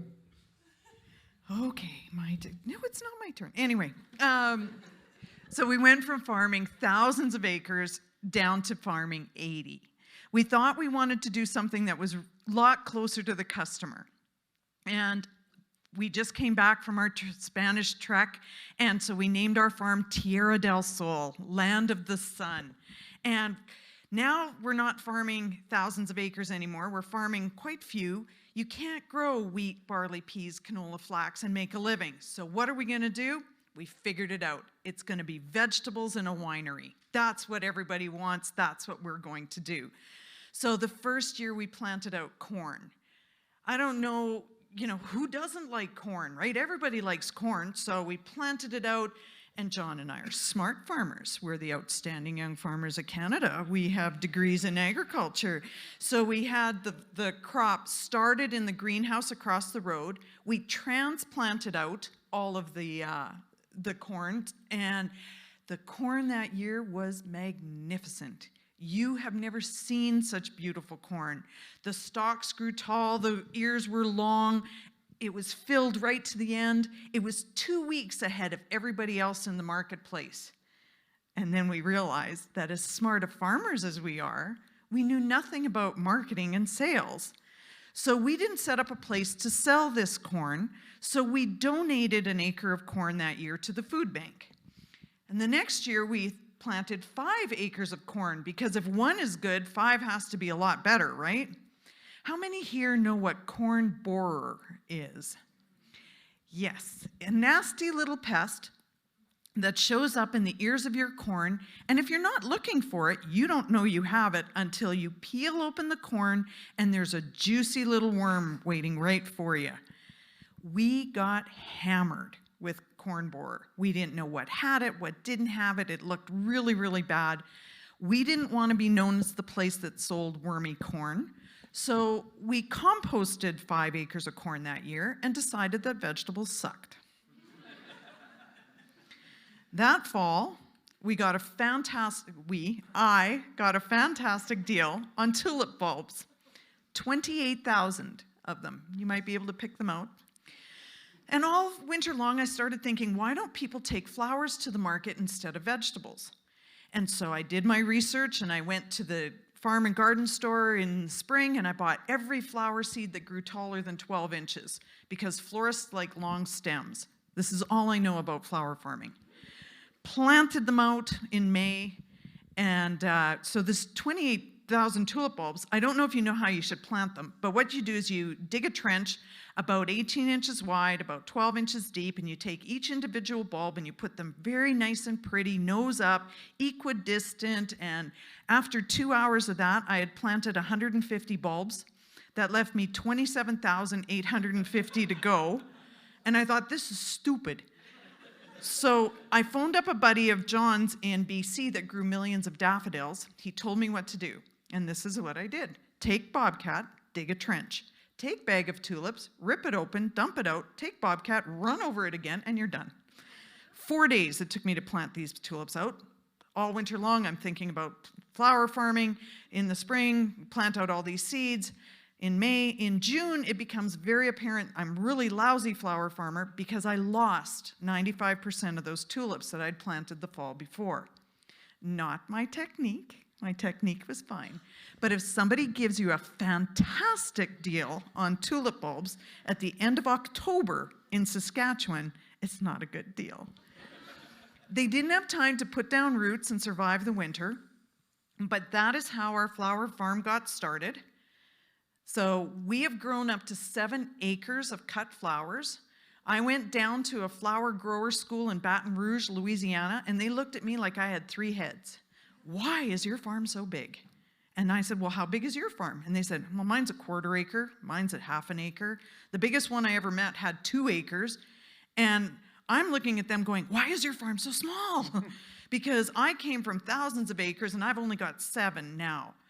So we have been the largest cut flower farm on the prairies because we were the only ones. For those of you that don't know how you start a flower farm, what you do is you lay down plastic mulch, you put, so that's the plastic that's laid down. We have drip tape underneath it. And how many here know what a dibbler is? A dibbler is a pointy stick.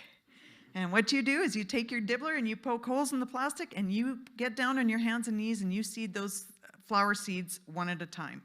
And if you think canola seed's small, take that, divide it by about 20, and you get the standard flower seed size. So if anyone out here can design a self-propelled flower seed drill, I would be all over it. So we plant them. Guess what? You can't harvest them mechanically either. That's all done by hand. We used to sell at the farmer's market. We used to do a ton of weddings and events. And then we started building the distillery.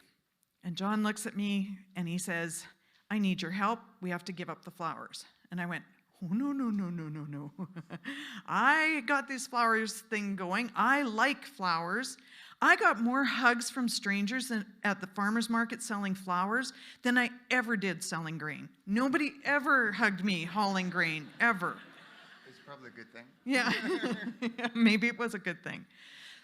So we compromised, and what we do now at the farm is we have a U-pick. So people can come and pick their own flowers. We give them a bucket, a pair of pruners, and send them out to fill the bucket.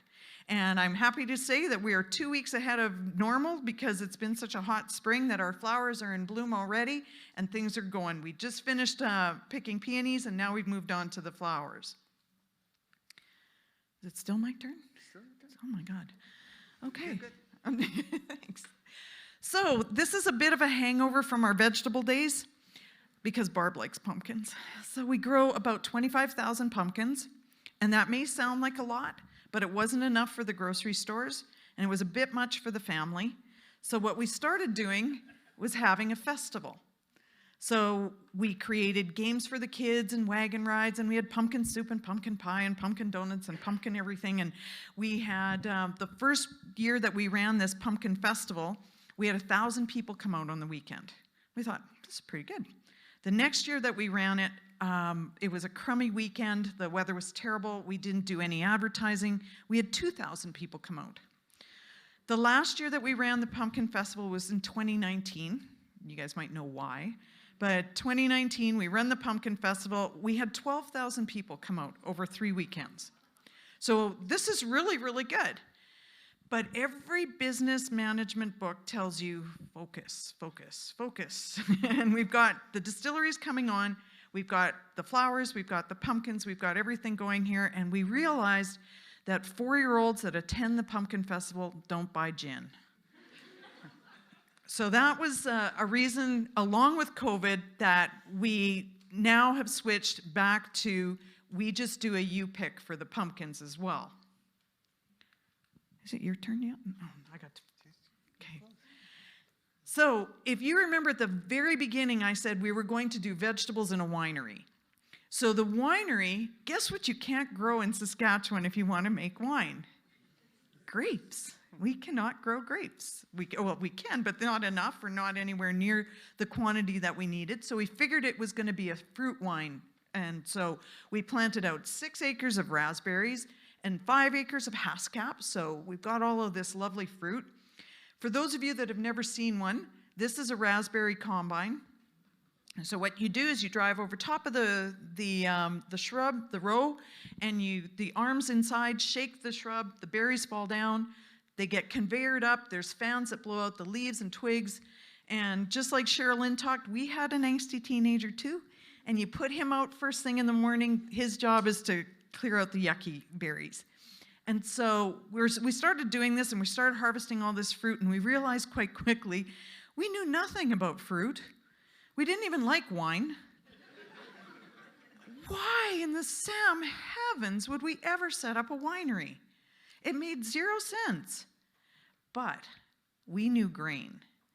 We knew how to grow it. We knew how to harvest it. And a distillery is based on grain. Now it's your turn. So far the story sounds, well, maybe you might not have had focus, but we did. So and this comes back down to the traveling and meeting people and learning things. So one of the things that we did, so when we moved, the concept in our mind was nothing more than we wanted to connect our skills in agriculture and growing things to the customer. So fruit wine makes perfect sense, or growing vegetables make perfect sense. For us, for whatever reason, some of them not so much fun, they didn't work. But the one thing that we did learn was when the farmer goes to the farmer's market and he's selling corn, is he really selling corn? Or is there something more? And if you look at the really good vendors at the farmer's market, you soon discover that they're not just selling corn, they're selling the story that goes with the corn. And that's why the people flock to his little booth, are willing to pay a premium to get the same corn grown by a farmer, son of a gun, in the grocery store. But here, this guy with the story is getting a premium. And so we're thinking, what would be the perfect product that we could make from the things that we can grow in Saskatchewan to use as a platform to tell our story? Because we realize by now that we're never going to stop talking about farming to anybody. And we want to be able to utilize that in what we do. And that turns out to be whiskey. So the distillery just started this whole concept, started burbling around saying, okay, this is actually what we're good at. What can we tie around? What can we build into this? Because again, now you're kind of getting into, there's a lot of people that make whiskey out there. It's just like buying corn in the grocery store. How are we going to set ourselves apart? What kind of things can we say to the consumer that are going to resonate with him, and he's going to pay me more for my whiskey than they're going to pay from somebody else? And where we started was with the grain that we grew, because when we started, we knew nothing, like absolutely nothing. So we were started with a clean slate, and when we had some really key things happened at the beginning. We met some people that were really smart in distilling, and they said, don't hire anybody that's been at a distillery before, because they're just going to want to do it the same way they've always done it. And the second really good piece of advice was, don't make any bad whiskey. And because you're in the market, you're going to sell good whiskey. That's where you have to aim. So that's where we started. So it became, learn everything you can about making whiskey and what's going to contribute, what people think about what is good whiskey, and a lot of it is the story. But flavor, obviously, quality has to be key number one. So that became my focus. So I became very operations oriented. Barb's the CEO of the company, and I'm thinking all the time, how are we going to make good whiskey? And it all starts here. The grains that we grow in the prairies are really unique, and we don't take credit for that. And everywhere you go in the world, there are things that you do locally that everybody takes for granted, but nobody markets the crap out of it. And you know, when we think about the Canadian Wheat Board, and what do? They come to John and they come to Barb and they say, we're gonna pay you for your wheat by the ton, and whether or not it's wrinkly and all these other things that make absolutely no difference to the end user. So we did a bunch of research and started looking at, well, okay, if there's grains here, they grow differently, and Barb had learned so many things in growing flowers that they actually have a different color than flowers grown somewhere else. Was the same effect happening in wheat? And well, son of a gun, it does. So that's good. And then we know a lot of plant breeders, and we started talking to them, well, are there any grains out there that have actually gone through a breeding program just for the flavors that they were? And well, son of a gun, that's happened too, but nobody's ever thought about the marketing and what you're going to do with all these things. So the grains became the base of, here we can do something really unique. So we use a lot of triticale on our farm, and that ties a little bit into product quality, but it ties a lot into farming, because we want to talk about plant breeding, we want to talk about GMOs, and we want to talk about all these things, because we want to take the person who's eventually sipping our whiskey, we want to bring them on our journey of farming. So we go along, we start making whiskey, and this is the weirdest business model you would ever have. If you're familiar with purebred cattle, you have, this person goes out, they buy a cow, they get a bull, they take those calves, they don't like those calves, they sell those calves, get a different bull, they keep investing, eventually they get a really nice calf, now they've got a bigger herd, and it takes years to build this beautiful herd. That's whiskey. It takes us about 10 years from the day that we seed the crop to the day that we're going to harvest. So you have to take forward thinking to a whole new level, and you have to start guessing what your demographic is going to be. The good thing is, though, it allows you time to build your story out. And because we know that everybody's going to want to know everything there is to know about our whiskey. I just want to interject here. So we've released, our distillery was started in 2015. We sold the family farm in 2010, so it took us 5 years, and the flower things all happened inside there. I wanted to point out that we make 3 different whiskeys. So there's a white label that's called our single grain whiskey. We have a red label that's a cask finish whiskey, which means that we take our single grain whiskeys, which could be triticale, it could be oats, it could be wheat, it could be rye, and then we place it in a wine cask to finish it, which could be an Amarone cask, a sherry cask, a port cask.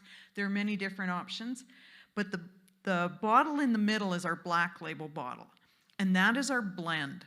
And every year, John takes the best of the best. So usually a blend is to hide mistakes in our industry. But what we've done is taken the opposite route and say, we're going to take the best of the best and have the sum of the parts be even better than the individuals. So every year he'll take the best of the best and create only 500 bottles. And that is our blend for the year. And so it's been an amazing journey. And the first year, tell me again the themes that we went through.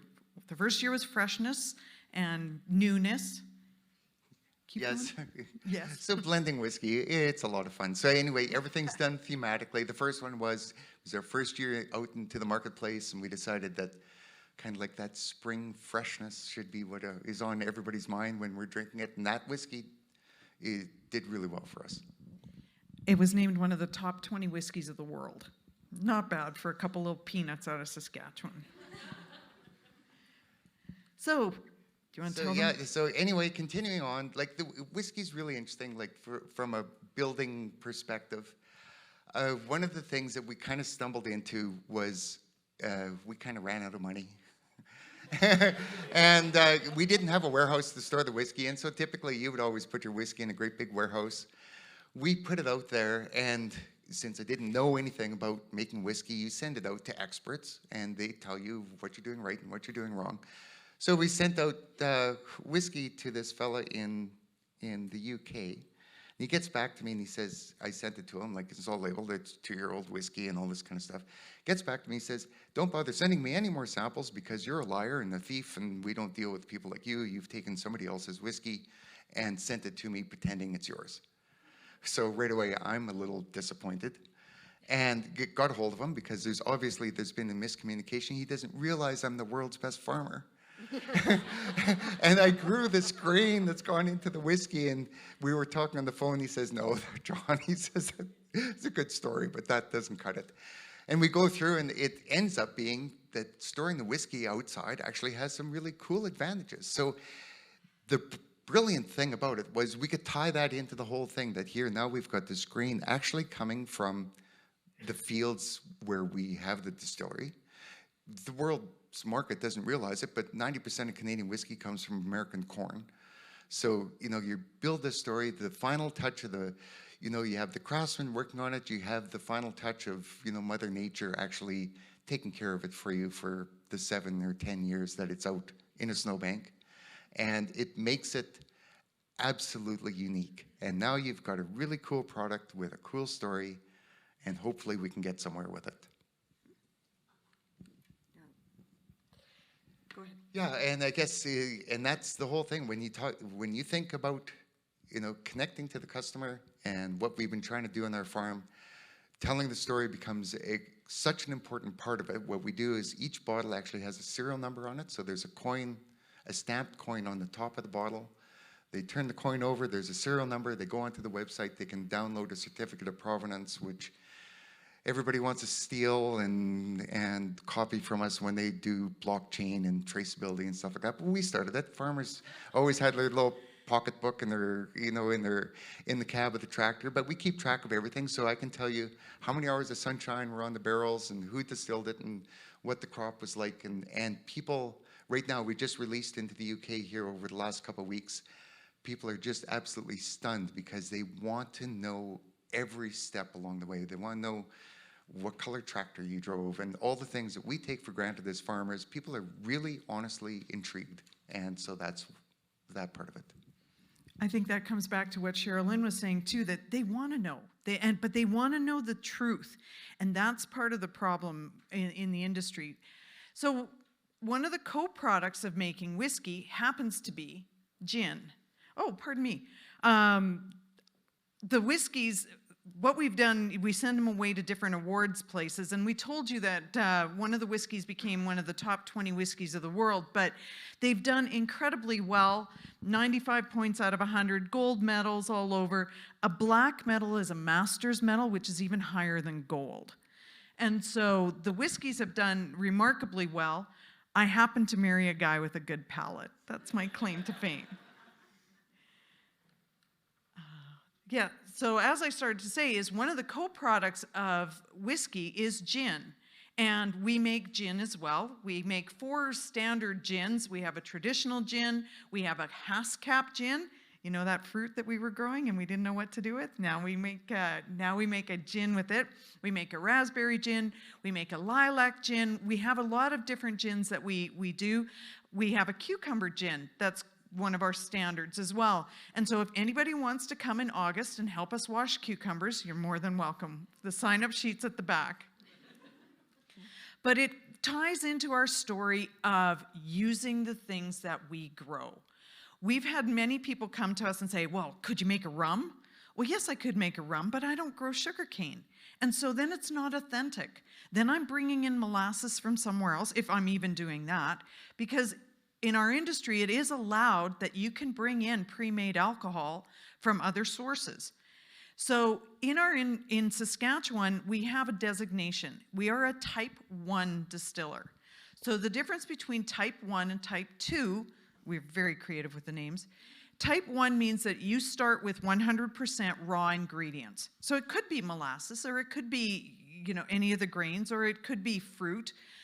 But we take it one step further and actually grow the ingredients that we use, the raw ingredients that we use. So a type 2 distillery is allowed to bring in pre-made ethanol. So it could be pre-made pure alcohol, which is easily turned into vodka, or by adding water, or you can bring in pre-made whiskey, or you can bring in pre-made just about anything. We have 24 distillers in Saskatchewan. 2 of us are type 1. And that's about 90% is type 2 distillers, and that's very, very common throughout the world. That is about the standard around the world, that very, very few people in our industry actually create their own alcohol. I was down at the American Institute Distillers annual meeting in Chicago 2 weeks ago, and the first question that somebody asked me was, who is your co-packer? And I said, I'm sorry, I don't know what that means. And they said, well, who makes your alcohol? I said, we do. And they said, you do? Like, that's so unusual.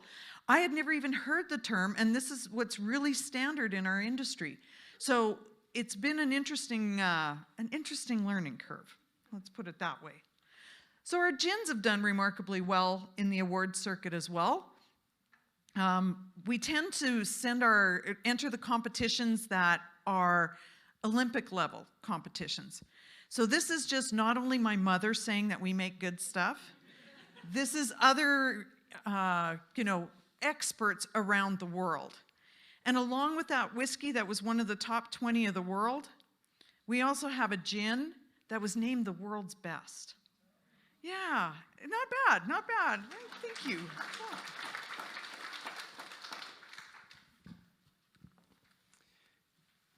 Yeah. Yeah, and so it's quite interesting. So if there's so many tie-ins to just, when you think about farming and you go to the supermarket and you see all these products and everybody's telling you their story with their products, and they're all telling you the same story, and you know, because you're the farmer, you know 90% of it is just BS, right?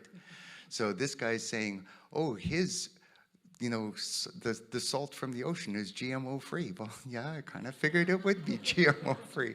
And this is what we're up against in this business too, because the marketing is very, very well done. There's literally billions of dollars pumped into alcohol marketing every year.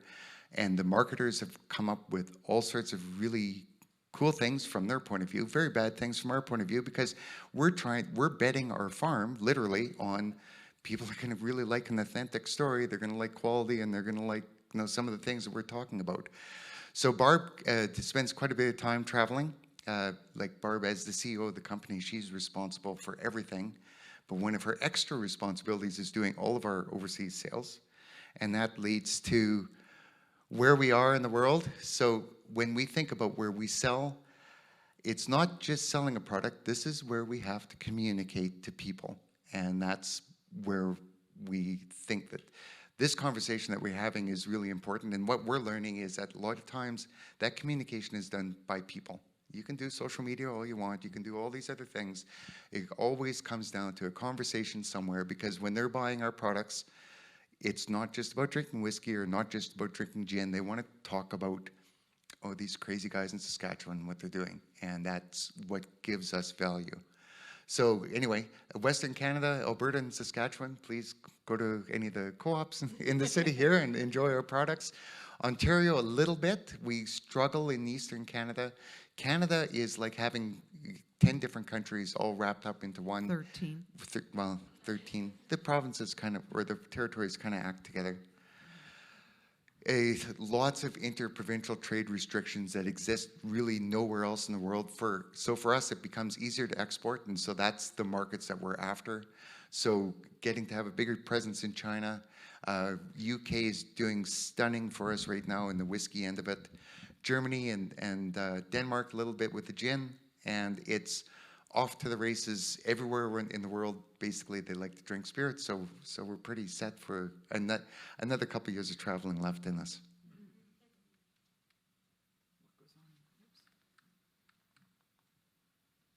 Yeah, and so the storytelling, I think a lot of it's actually quite interesting. We end up, our financial controller always gets mad at us for liking farming a little bit too much. And she says, you got to tone down the farming part because it loses money all the time. I was going, yeah, okay. I've been farming for a long time. I am a big boy. I can handle that. It becomes such an important part of telling our story. So we do a lot of tourism During the summer, we'll have 25,000 people out touring through the distillery. And a lot of the reason why they come is from agritourism. They're absolutely intrigued at finding out that whiskey comes from grain, or that flowers go into gin and all that kind of stuff. And we use it. We're shameless advocates. There's a great big billboard when you drive through Saskatoon, come for distillery tours. We want to share our story. And when we're talking to people like this, we talk to them about, when we talk about the realities of farming, it's about using GMOs, it's about using technology all the time, and about the realization that today we're actually really terrible farmers, but tomorrow I can be a little bit better. And if we kind of all adopt that mindset, and when the bad word sustainability, we're all for it, because sustainability is nothing more than a mindset of tomorrow we can do better. And every farmer I know in Saskatchewan has that mindset, and it makes it so easy for us to just step into the marketplace and say, yeah, no, this is what we do all the time. Let me tell you about it.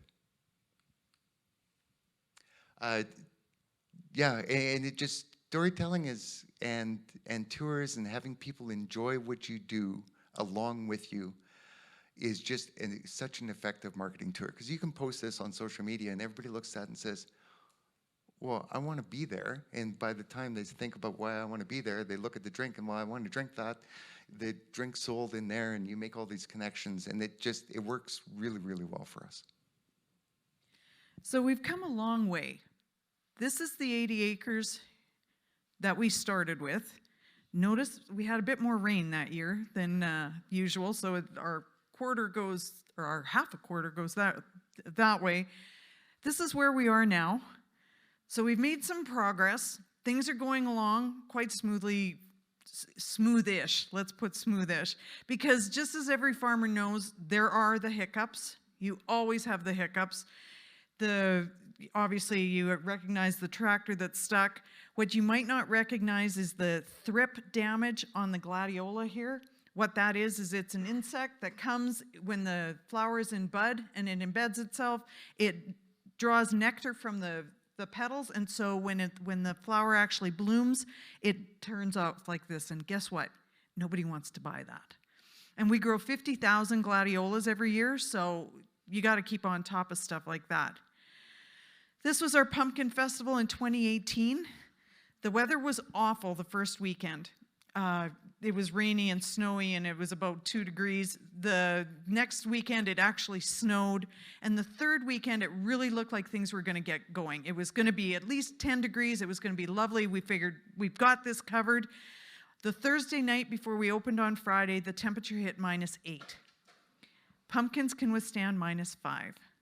So it was a write-off. Like that's, we just canceled the whole event because you couldn't have anybody out because we had no pumpkins to celebrate with.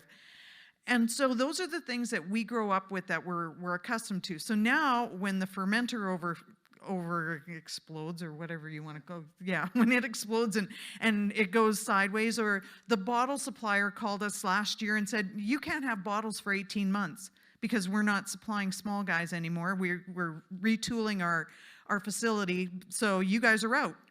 And what are you going to do? We need bottles to sell and to sell our products. And so we ended up getting a custom-made bottle. We ended up doing everything else, and it still took a long, long time. But these are things that I think as farmers, we roll with a lot of punches. We really, really do.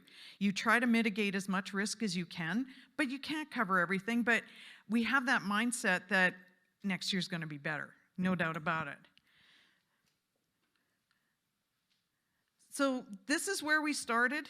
This is where we've come. It's been, the more we learn about our industry, the more we're really surprised about what we're doing is actually really authentic, and that seems to be what people are looking for these days.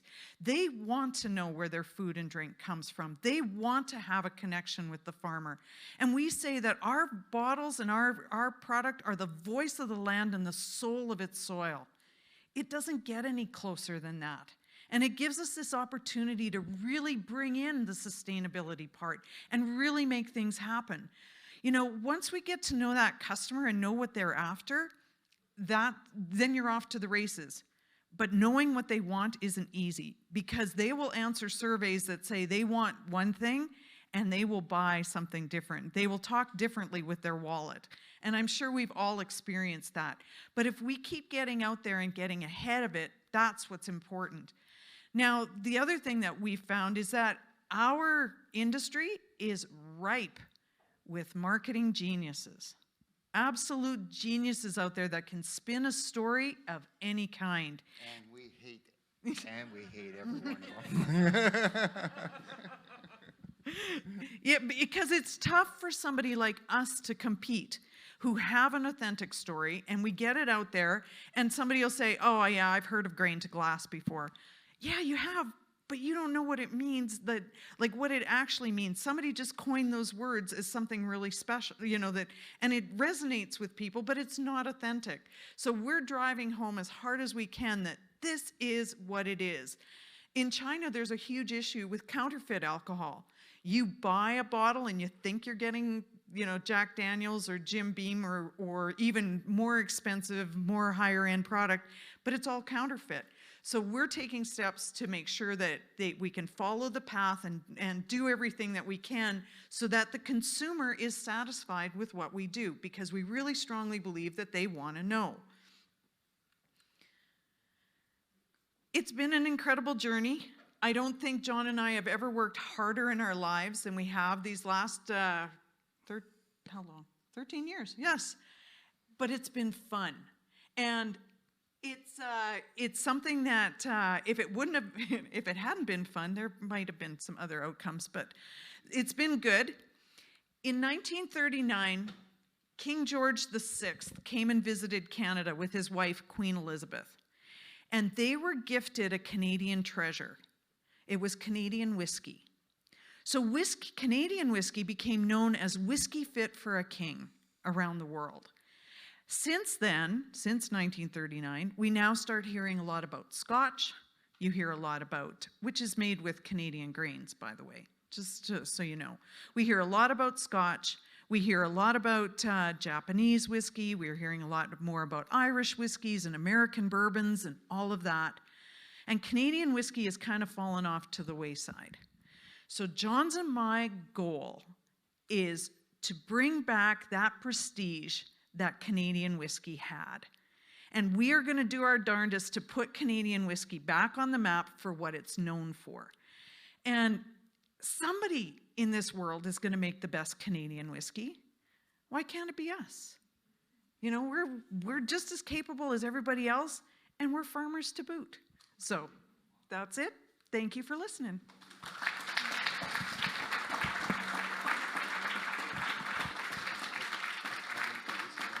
Sure. So just a second, I got to do a little advertising here.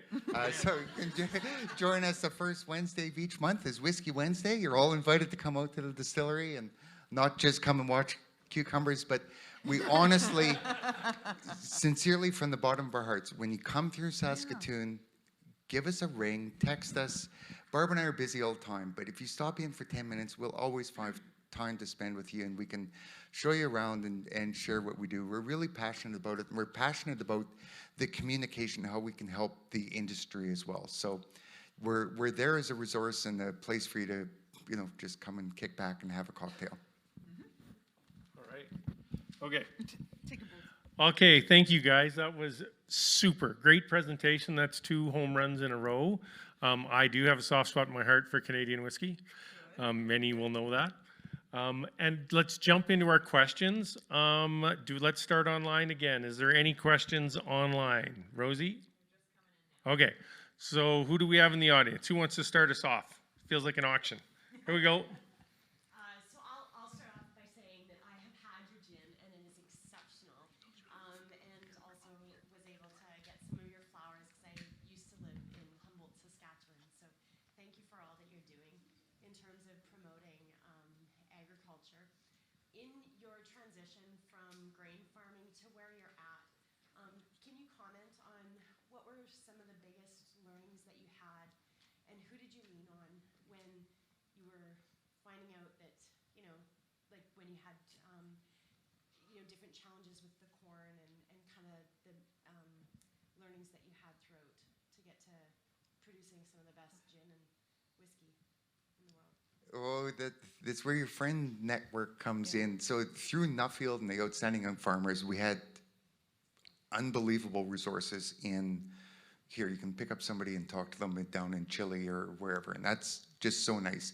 And the other thing is the wider ag community. I think one of our biggest struggles was agronomically, nobody grows the stuff that we grow. Like we went from growing 6 crops, now we grow 68. And it just like, the resources aren't there. But the whole ag community is so intrigued by what we're doing. They're just so willing to help. So you phone up somebody that knows everything about growing canola, and he says, well, I know somebody down here that knows this, and pretty soon you're connected with those kind of resources. And in all honesty, Barb has been, personally, this is my resource. Like we've been working together, and it's just been a heck of a ride, Barb. And it's been a lot of fun, and we just worked back and forth, and we figured it all out. I was saying he hasn't had enough sleep. Anyway, it is also, we're not afraid to reach out and ask people. You are connected to almost every soul on the planet with your phone. We reached out to a gentleman from LVMH, Louis Vuitton Moet Hennessy, the top luxury company in the world. He was their European marketing manager for their alcohol, and he was retired. And I said, James, we're a small distillery, but we're very good in Saskatchewan. Would you talk to me? He said, sure. So we have conversations with James. Like I went down to Chicago. I happened to accidentally meet up at all the vice presidents of the top companies of the world. Diageo, they sell $439 billion worth of alcohol every year. I sat down with them. Like they put their pants on one leg at a time. So do I. So if they didn't want to talk to me, they wouldn't. Reach out. For anybody who's struggling, reach out. There's somebody out there with the answer. The question comes down to, do I have the answer? No, it's who do I know that has the answer? That's probably the better question to ask. Good question. Dave. I think you mentioned something about marketing and feeling that perhaps that they weren't able to represent your stories in the way that you wish. How would you like to tell your stories? What would you focus on if you were positioned to tell your own story, do you think? So I don't think it's so much that we're not telling our story correctly.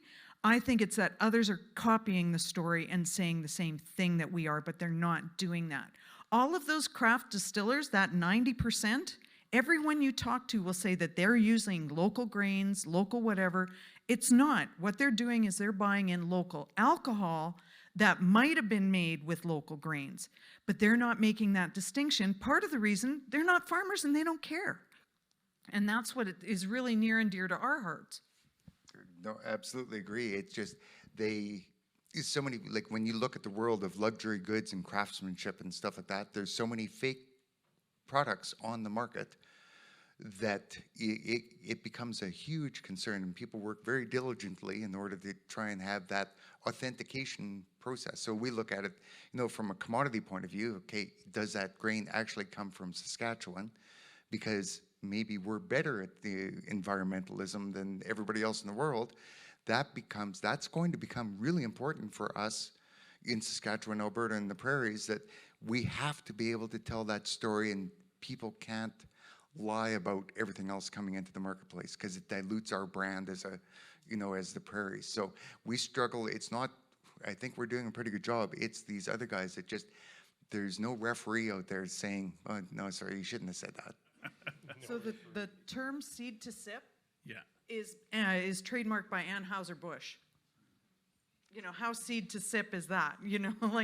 But in a way it is. They're starting with raw grains at least, whereas a lot of people will say seed to sip, grain to glass, and they have no idea what that means. So if a storyteller were to zero in on the minutia of the agriculture, would that give you a competitive advantage that you could take forward, do you think? Like, would the general public have sufficient interest in knowing that? Oh, yes. We think so. Yeah. It's actually, we show it all the time that they are interested in, sometimes it's the most mundane things, but they want, when people are paying for something to be authentic, they want to hear your story. And so it doesn't matter if it's, you know, like, and they like to hear the disaster stories, and they like to hear everything about what you do and the rationale behind it. And it absolutely, it does work. And we're finding out, so right now what we've done in the UK, we've distributed our whiskey to basically 2,000 whiskey lovers. So they all belong to a whiskey club where they get whiskey bottles once every 2 months. They are just, like, social media has just blown up for us here for the last 2 weeks because they're just, well, we've never heard of anything like this. Well, why do you do cover cropping? Because I'm posting pictures about, oh, well, this is oats that we won't harvest, we'll just work it back into the ground, and telling them why I do what I do. And they're just, these people are far from farmers what you would ever hope to expect. And now I've got them interested in why I do what I do. So now the next time that they go out and they're talking about whiskey, they're going to say, well, you know, we had whiskey that was made from triticale. Did you know that triticale is a hybrid between wheat and rye? And hopefully they keep going on and on and on. But if one little thing sticks, it's a huge marketing win for us because now we are absolutely unique in that person's eyes. Thank you so much. Dave, we'll go to Dave next. Craft distilling is a pretty crowded place. So, in your success, how much is the story and how much is the product? It's both. It's the story and the. No, but let me qualify. It's the story, it's the product, but you know what it's coming down to? Is the price. So a lot of it is, you're going to notice that a lot of craft distillers out there, their prices have been dropping pretty hard and pretty fast. You want to know why? Because they use pre-made ethanol that goes into their bottles, and they're no different than Diageo, than Smirnoff, than any of those other guys. And that's why it makes it all the more important that our story gets out there to show them that we have that blockchain behind it to prove that we are that we are as authentic as we are. I think authenticity is going to play a huge role in the future. And we really believe we've got that in spades, and we're proud to say it, and we can show everybody what we've been doing. We've got it, and it's a nice thing to have in our back pocket. Yeah, I have noticed your price. Good stuff's always expensive. One here, and then Rosie will go online. You guys spend a lot of time together. What's your advice on working as a couple? John's really patient. I am not. I think it's realizing that each one of us has strengths, and you let the one play to their strengths. I hate doing presentations. Barb put all this together. I would never, honestly, if it was me, I would never ever do this. And so as a team, we can. I love the way we have our company set up right now, where Barb does like the main heavy lifting. It allows me that freedom just to dream about, like right now, I'm trying to think, okay, the seeds that I'm planting this year, I'm gonna make whiskey out of it, but now it's gonna be a Gen Z person, maybe in Japan, that's gonna be drinking it.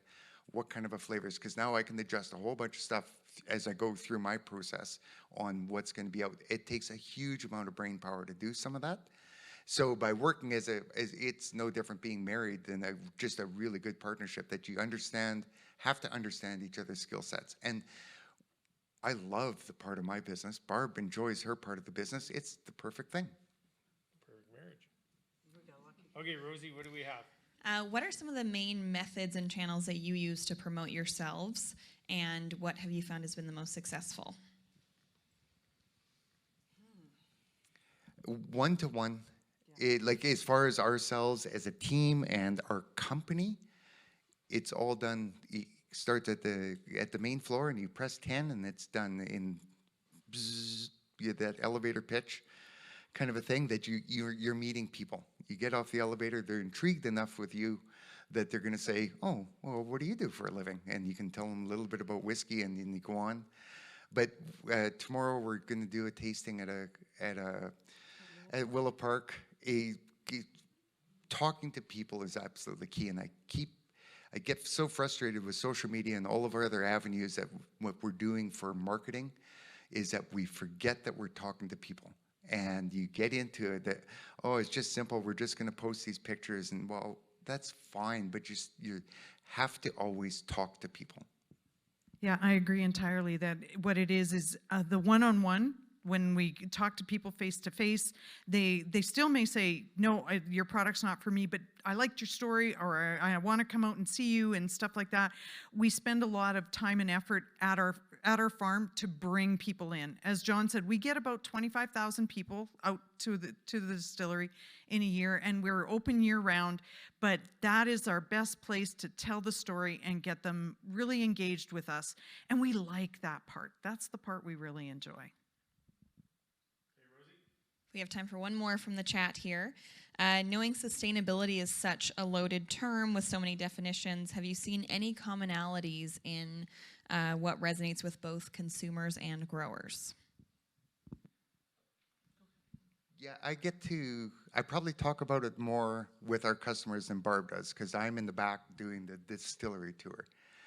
And so in our business, sustainability is a lot around water use, energy use, like we talk about the ag stuff. And the biggest thing that has allowed me to connect with the customer in the way that we try and put it all the time is that I think everybody in the city of Calgary would wake up tomorrow and would want to save the planet if that was an option open to them. But they realize they have to get in their car, they have to drive to work, they have to go and put groceries on the table, and they're going to use up fossil fuels, and they're going to do all this stuff. But if you can convince them that tomorrow, if they put their mind to it, they can do 1% better on something, they can sort the garbage a little bit better or whatever. You put it into terms that the same way we do as farmers, that today, you know, we've got a real disaster going on over there, and now we've had to work some crop down that's going to let carbon emissions out. I'm going to work really hard to make sure this doesn't happen again. And you start talking them through the whole idea that sustainability is nothing more than the process of trying to do better, and it absolutely resonates with them, and it's something that the consumer understands. They want to know, all they want to do is trust that you're doing great. If we take this room of people, let's say we've got 100 people and there's 2% of us are farmers, that's like everybody of you voting for these two farmers down here that they're going to take care of the planet for you. That's a lot of trust. But if I go down and I'm talking to Ben and I say, Ben, what are you doing? He said, I'm doing the best I can, but I know I got some stuff. I'm going to work on it tomorrow, and I'm going to be a little bit better. Well, you got my vote. And that's the message that works. Excellent. All right. I think there's a combination of sustainability messages. The do better I really like, and Sherilyn, I'm going to write down yours after too, and we mash those together. I think we're in a sweet spot. All right, everyone, we'll do another quick break. It is 3:42. Let's try and be back here at 3.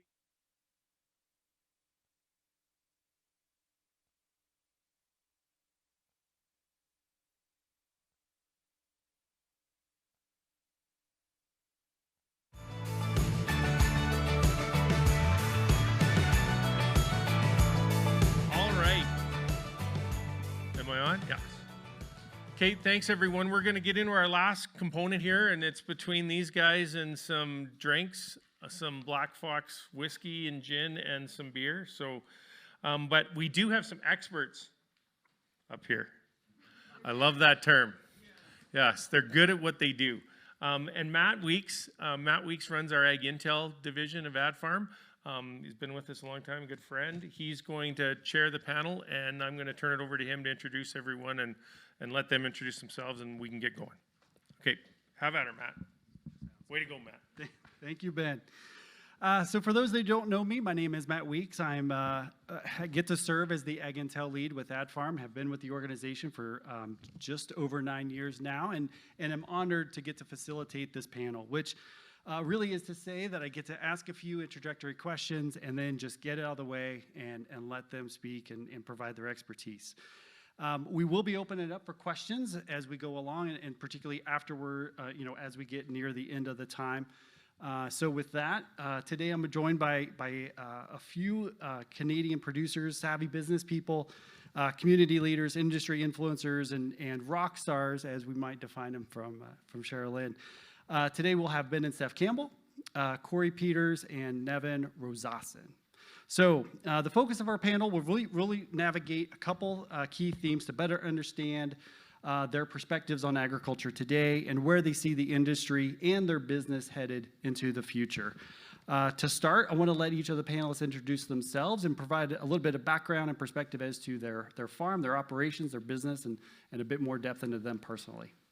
Ben and Seth, I'll let you start. Ben Campbell. We have a ranch in the foothills southwest of here. It's 1,500 acres. We run about 300 head of mixed, whatever sort of makes money.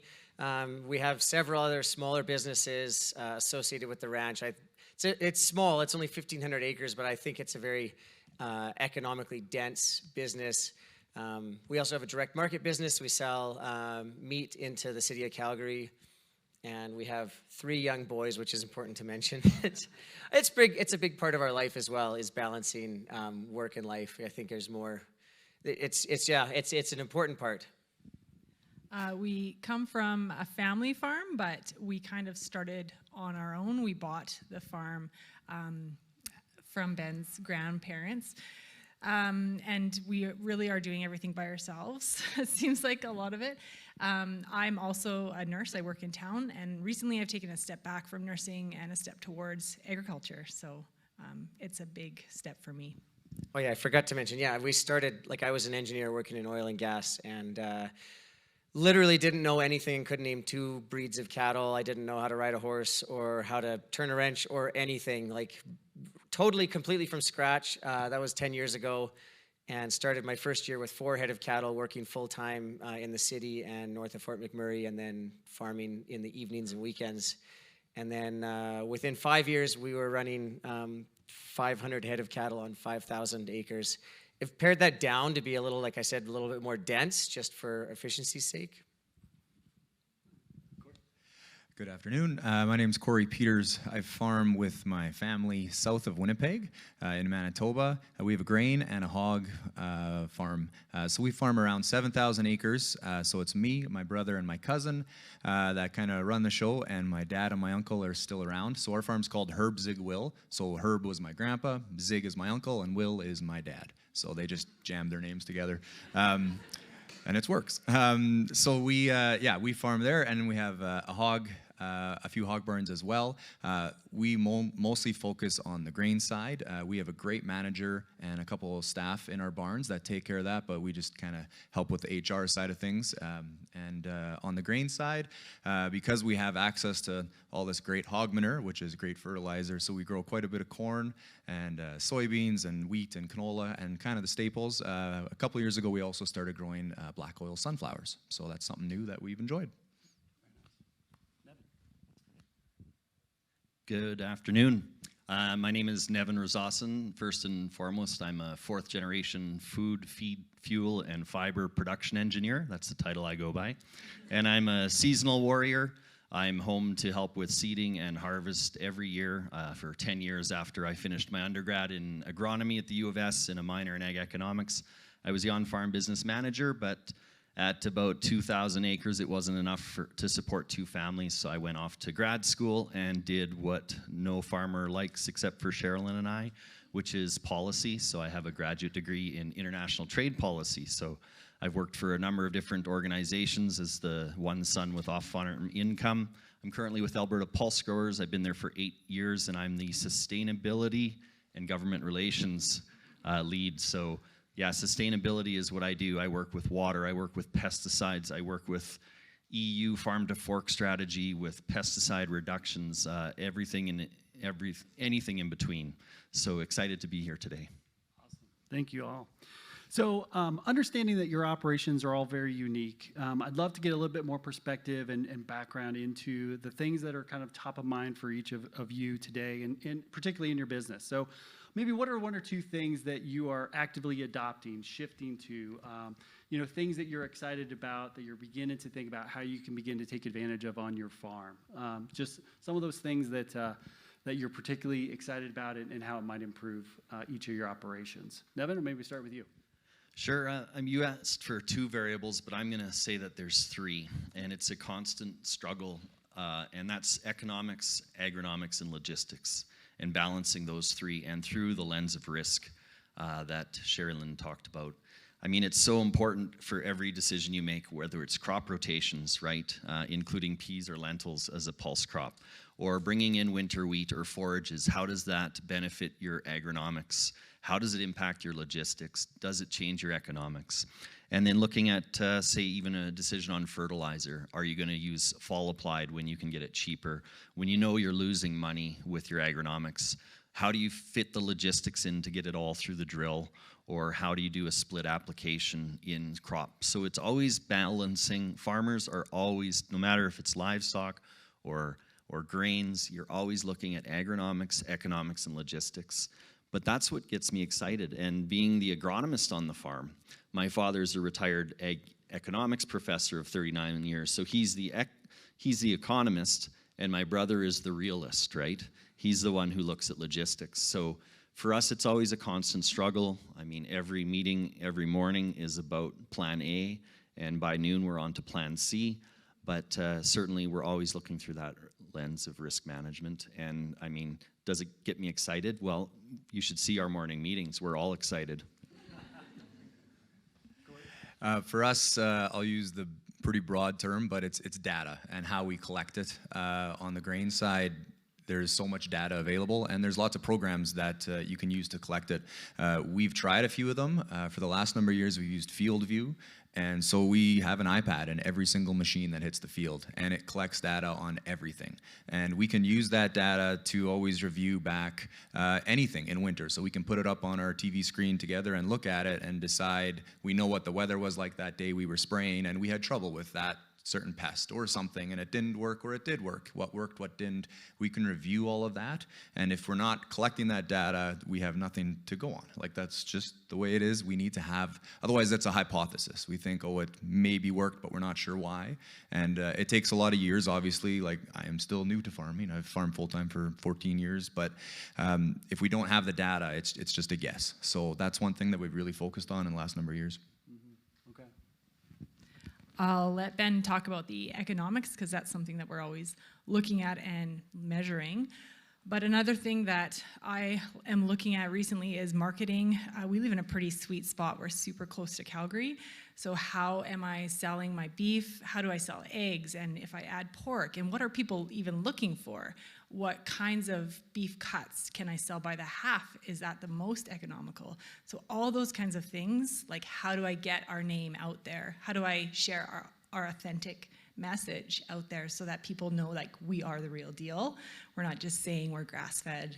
We're not just saying that we're, like, we care about the environment, because we really do. How do we connect people to us? And so finding avenues for that is what I'm looking into. I'm like, I'm sharing my embarrassing secrets. I'm like a super hippie environmentalist, and so farming is actually a means to an end for me of making the world a better place. Like when I was in university, I had an engineering degree, and I never wanted to be an engineer, which most people would say that's a stupid career path to take, like to get an engineering degree without the goal of being an engineer. I just thought it was something that was a good degree to have. And I worked for Engineers Without Borders voluntarily through my university experience, and when I finished, we both moved to Africa, and I worked full-time as a volunteer for Engineers Without Borders. And when I came back, I was like, I don't know, I just, like, the idea of working for a business, like a big business that just, to make money to buy things, just like blew my mind that anyone would want to do that.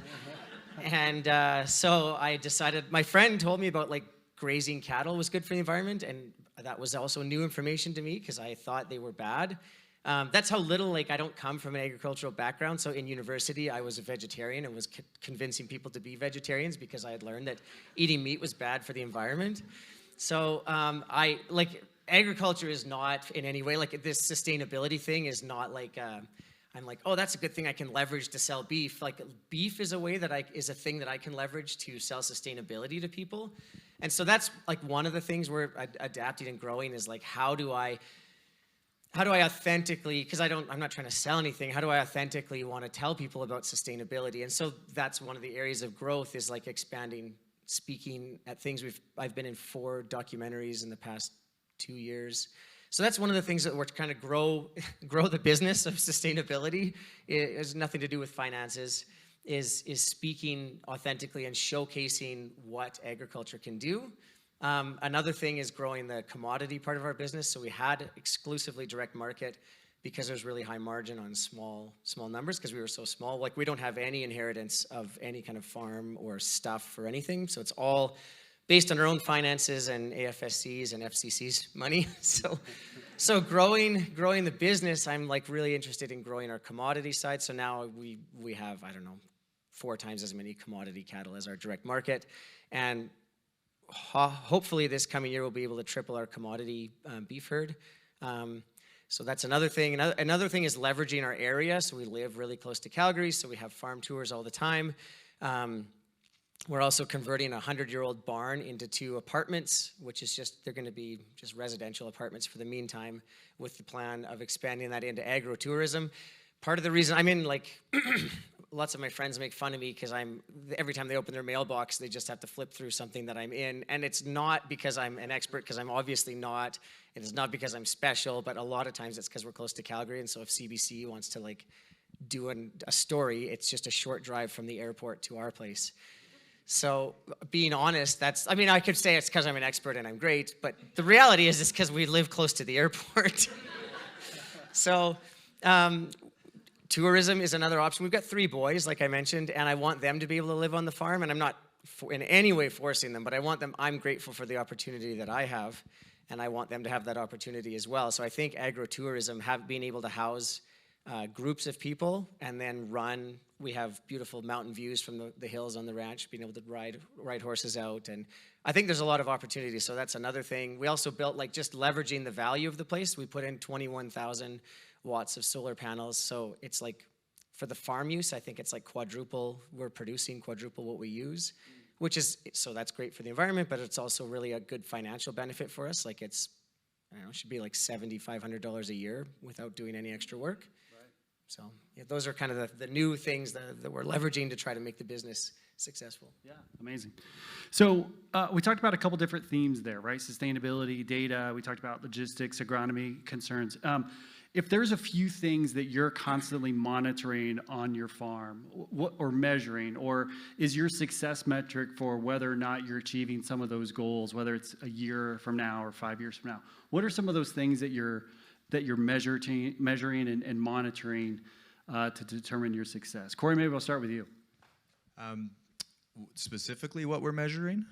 Yeah, so I mean, we measure everything that it goes into our soil and everything that comes out in plain terms, right?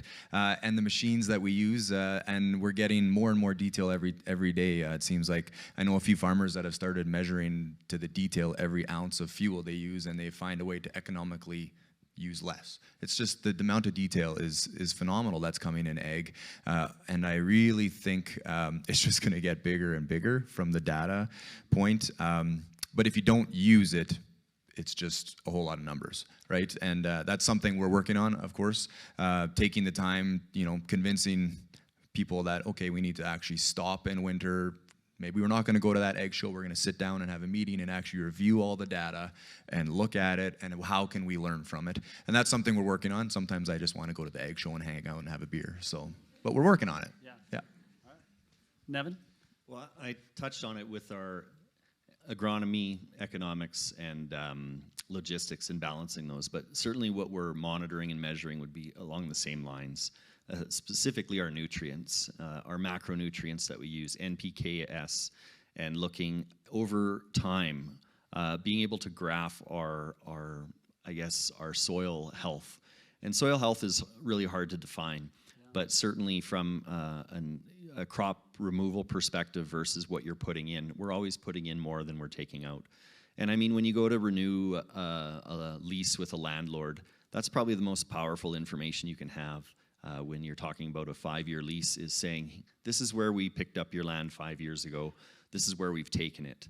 And what we're doing is actually increasing, the soil, the nutrients that are available to plants, but we're also incorporating pulses, we're using fall rye or winter cereals, and you can really show on paper that you have more than a 1-year plan. And we always say there's a difference between a farmer and a miner, right? And so you know, unfortunately, we have some farmers that are still mining soils, and the farmers are the ones that are the true stewards. So that's something we really manage. And you know, I have an agronomy degree. I am an agronomist, but we still hire an agronomist. It's not worth my time to go out and soil sample for $5 an acre, right? And to build these plans. But the plans that he puts together for us are phenomenal. And so that's something that we're managing, and you can't measure or you can't manage what you don't measure. So it's really important to have that data. Yeah, Ben and Steph? I talked for way too long last time, so I'm going to be really short. We measure 3 things. One, I measure return on investment. So like rental, we have a mechanic shop that we rent out. So the return on investment's super high because I spend like almost no time on it. The other one is dollars per hour for a job. So like we have several different things that we do, like the direct marketing, the commodity cattle. Sometimes we have pasture pork and pasture poultry, and rent out rental properties and board horses and all these different, missing some, but there's all these different things we do. Dollars per hour, return on investment, and how much I like it. And if I don't like it, I don't want to do it because so that's it, I guess, short answer. Again, we kind of touched on a few aspects of technology and different things that you're doing. But as you think about, technology, whether that's, actual new computer systems or equipment or crop protection products or fertility products or whatever that may be, feed and those sorts of things. How do you evaluate that new technology as you think about bringing it to your farm? Maybe it's a part of the family meeting, or maybe it's, how you begin to evaluate whether or not that's something that you want to begin to adopt. But maybe talk for just a minute of, what are some of those parameters that would, lead you to evaluate and test and adopt something that is new for your farm? Nevin, we'll start with you. Sure. Well, I mean, from our farm's perspective, if you're evaluating a new technology, it would really get back to the economics, or is there a logistical advantage or an agronomic advantage? So, I mean, we've grown 27 different crops on our farm since 1997 when I was involved. I started off in engineering, 2.5 years, was in the last 4 cohort of the mechanical ag program at the U of S, which is all about designing equipment. And I love the Prairie Farm Report, right? When you got all of these amazing inventions coming off of prairie farms. But yeah, when we look at technology, I mean, we're not on the bleeding edge of the farms. We're not quite big enough or advanced enough that we can afford the new equipment, but certainly we can run the numbers. I mean, when you've got a retired economist in the family who's got nothing to do, that's all he does is numbers. So I'll give you an example. One of the technologies we adopted, and I was a big proponent for, and I think there's a huge environmental savings, is sectional control.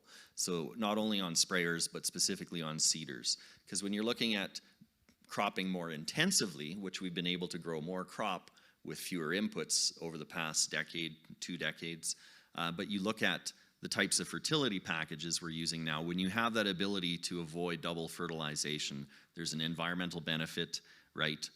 There's a benefit to your crop quality and to avoid lodging, but also there's a huge economic savings. And so, I mean, we ran the numbers. I built the spreadsheet one morning when we had a rain delay. In 20 minutes, we had figured out how much money we saved with this sectional control technology.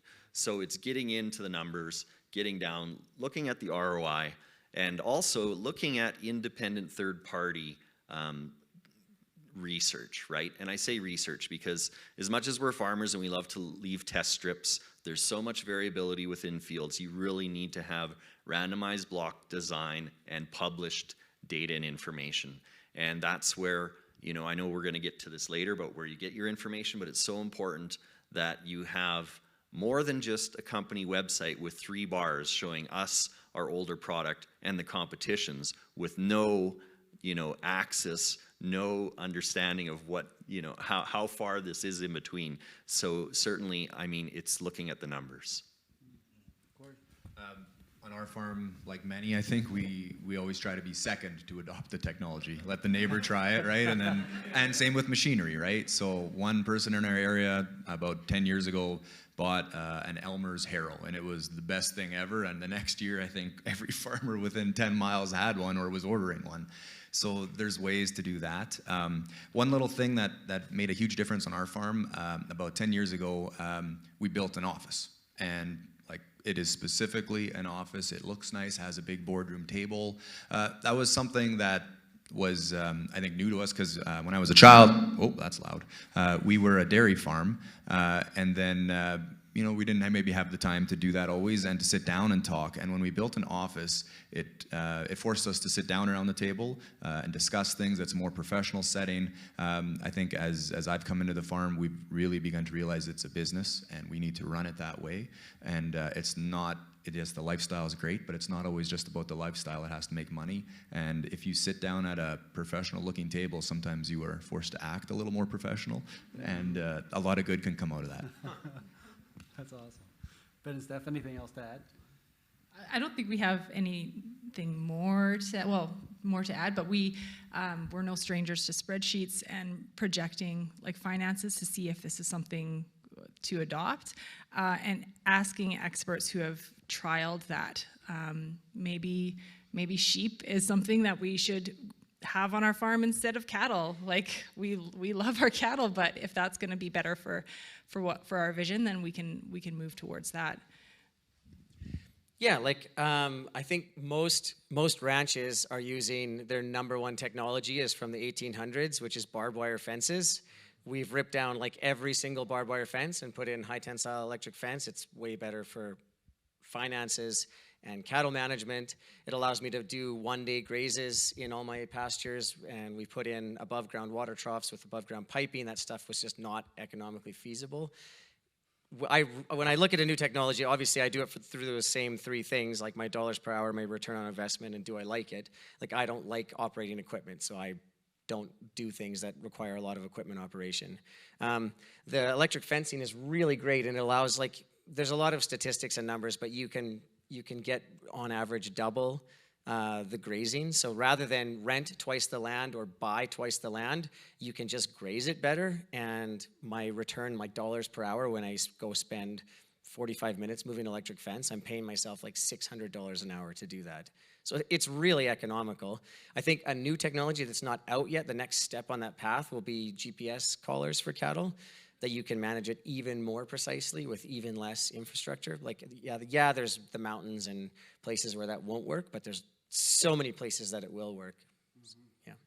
So when you think about that, those new technologies or the things that are on the horizon, what are some of the things that may hold that back? What are some of the restrictions? We talked a little bit about it in some of the earlier sessions around broadband access or government policy or just cost, things like that. But what are the things that you're thinking about that you may have to overcome as you think about adopting some of that new technology?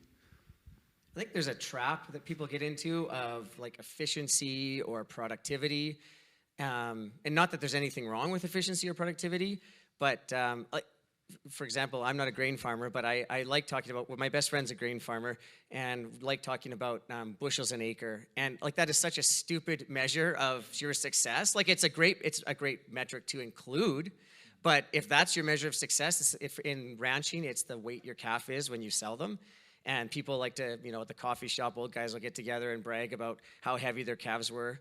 But like, what's your return in terms of dollars per acre net profit? Like, that's what actually matters. And in terms of these things, when you look in people point out, when you look in a magazine targeted with advertisements for ranchers, it's all these different ways to improve your production and your productivity, but does it improve your profitability? And if you're not selling a product that actually improves people's profitability, I think it's, from a sustainability perspective, it has a low sustainability.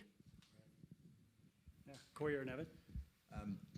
I agree fully that it's difficult to know which technologies to adopt and which ones to maybe pass on. And there's definitely been some that we've tried and they didn't work out. The one that I really would love to try again is soil probes. There was a almost free demo, so of course we had to try it because we love free stuff. And they were amazing. It was really interesting to get all that information. Unfortunately, it was in 2019 when we were very, very dry, so all I saw was dry soil. But it told me that I wasn't going to waste money and go in and add fertilizer. It told me different things about which pests were coming or not coming because of the soil. I could see see it all on my phone, which was really unique. And it's something that I would love to see in more of our fields someday, but they are very expensive. But I think that's something, that's a really cool technology that might come, and as more comes, hopefully the price will come down and we can see a return on investment on that. That'd be something I'd be really interested in.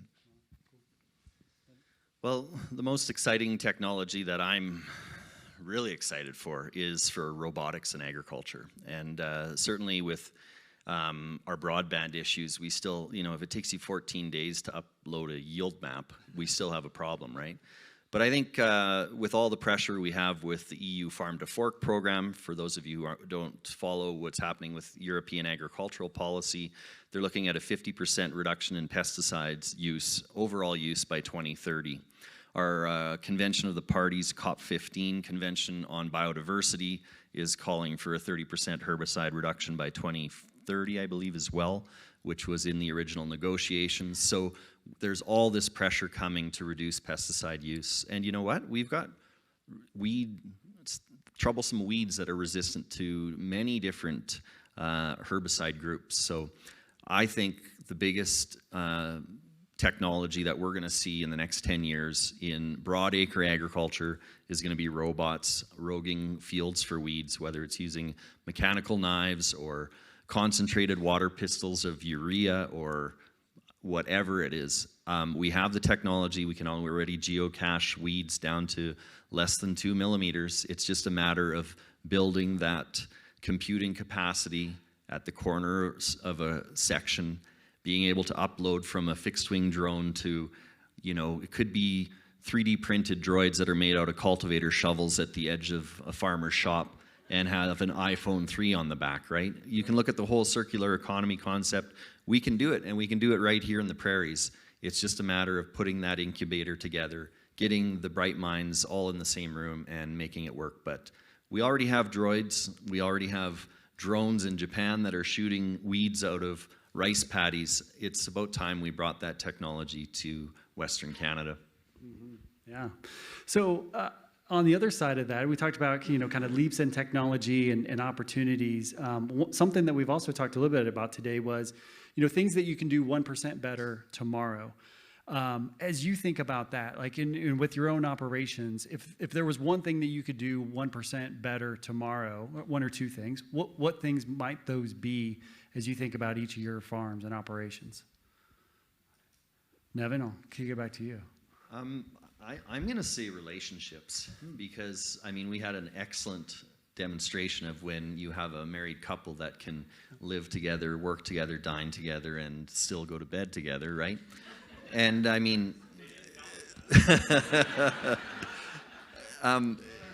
and perhaps I'm from a different place where I'm farming with my brother and my parents, so my spouse isn't directly involved, etc. But we don't have a professional boardroom. We have a breakfast table, and it can be tough, right?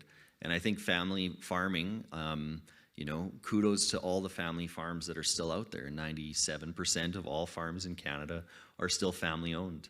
And it's a tough slug. And, you can get to a point where you can be quite large and just be managing employees in the field. But when there's only 3 of you and a couple hired men, it can be difficult at times. So I think relationships and understanding that people make mistakes, and understanding that if you have a business argument, that it doesn't have to be a personal argument that carries on. So, but I think that would be one thing that I would strive to be better at, is managing those relationships. I would actually lean more to what you had said earlier about conversations. And earlier this winter, I did a small speech at CAMA event in Winnipeg, and my topic was conversations. And I like to have conversations on social media quite a bit, which is another form of them. But I think it's important to have those, whether they're in person. Yes, I love that too. And I also think you just never know who's listening. Last winter, I was at a Jets game. I was lucky enough to go to a Winnipeg Jets game. Company took us, so I got to sit in a box. I felt like a rock star. It was great. And I met someone at the event, and I had no idea that they were following along. I have a farm Facebook page. I don't really post much on it. It's mostly regurgitated from Twitter and Instagram. And this person said, I love following along and seeing what your farm does. And I was like, this is amazing. I had no idea they were following along. And that person was a former mayor of a small city who now owns a high-end grocery store and a small restaurant, cafe, bakery. That's a lot of power that that guy will wield to others. And it was just a, 5 little posts. So you never know who you're having the conversation with sometimes when you post, but I think those are important. And I think, like it's been said today, it's not about getting in arguments. It's just about putting your story out there, and people will take it for what it is. So conversations, I would up that another 1%. I think that there's so much more, so a bigger reach that Ben and I can have that is like untouched so far. We can do everything we can to make our little farm sustainable and there for our kids and grandkids and great grandkids and on, but we're just this small little bubble in this big world. And so part of our vision is to bring that to the world, let's help the environment. Like, what kind of practices can we adopt as consumers, as farmers, as urban people and rural people? And the more we talk about it, the more other people are going to talk about it. And I don't know if you can tell, I don't like being on stage, but this is something that is really important to me, so I'll do it. So I think that's part of our vision. So maybe just as a quick follow-up to that, to talk about some of those ways to have the conversations and to raise that influence. We've talked a little bit about social media. I'd be interested in each of your perspectives in terms of how important or how much do you use that? Do you think it is a platform in which you can share your voice or your story and ways to improve those conversations? But even just kind of what's its role in your farm business today? I have a bad answer. I hate social media and I don't use it really. I know that there's people hashtag advocate and all this stuff, but it's not my thing. I don't know. I do different things. It's the reason I think it chips away at my ability to be authentic. I became a farmer from an engineer because I wanted to do farm work. The reason we haven't grown, we're growing the commodity side of our business instead of the direct market side is because I still want to be boots on the ground. We were late here because we were fixing a water trough, and I could easily have a way bigger business that has employees that do that for me. That's just not my interest. And then stopping what I'm doing to take a selfie, from my own personal perspective, takes away from that. So I just find different ways to engage through media and other things. Right. So I think that's my perspective on social media. One thing industry-wide on social media, I think, I was contemplating as we were going up to Stampede, how fortunate we are in agriculture that we have so much trust and respect and admiration from the general public. How often are there, people are going to dress up as a rancher for people who aren't buy fake clothes that they put in their closet and wear, and people buy decorations for their house, horseshoe themed, I don't know, there's just so much stuff. And who dresses up like a doctor or a bus driver and they're to go out, people dress up and go out to a nightclub like a cowboy. That's totally insane. Nobody does that for other things. And we're so lucky and we have so much trust as producers. And I think there's two things about that. One is respect and two is no excuses. So respect that trust because how many other industries how hard would you have to do to dig out of a hole to gain that level of trust if you didn't have it? It's unbelievable. So I respect that trust that consumers give us. And the other one is no excuses, especially with sustainability. Canada, we count our global emissions, our Canada's, our COP20 or COP30 or whatever it is. And a forest fire in Fort McMurray, we don't count that towards our carbon emissions. And I'm as a Canadian, I'm why would, I didn't emit that carbon. But when the forestry grows, we do count that as our sequestration. So we kind of have to pick a lane on that, and that's just a federal government thing. But as producers, we say a lot of things. Just a small example, beef cattle, we put them into a feedlot, and we tell consumers, we have to give them on arrival antibiotics to healthy animals. Otherwise, they'll get sick, and then when they get sick, it's actually a worse situation. So it's better just to give it on arrival. And because consumers trust us, they believe that that is the correct answer. There are alternatives. There's always a fork in the road. And this is where I say no excuses, because that is true. But, you know, if we do preconditioning where you wean the calves on the farm, you give them 60 days where they're used to, long story short is, when people are under stress, you get a new job, you fly to another country and you're surrounded by other people, you're more likely to get sick. And it's the same thing for cattle. And so there are ways to mediate that, and people are very successful in the feedlot industry of not doing that. So I think just those two things is like respect and no excuses. Yeah. Corey or Nevin? I like social media. It's just another way to have a conversation, and every platform is different, and some people will use more than others. Ag Twitter is a big one, and mostly it's just farmers yelling at each other. But there's some good things in there too. Like I use them for different aspects. So on Twitter, mostly I'm using it to actually talk to other farmers who are very smart people and get their ideas. I have bought stuff because of farmers on Twitter. I have had farmers that I've never met go look at a piece of machinery in Alberta for me and send me a video, and then we bought it and shipped it to our home. So there's lots of really cool things about Twitter. I find that's more what I use it for. It's not a huge place for me to connect to consumers, but I also don't know who is always watching or reading. So there is definitely some. When it comes to Instagram, I've had a lot of fun with that in the last few years. I enjoy it. I love making just funny videos, and sometimes some of them you would be surprised what gets attention.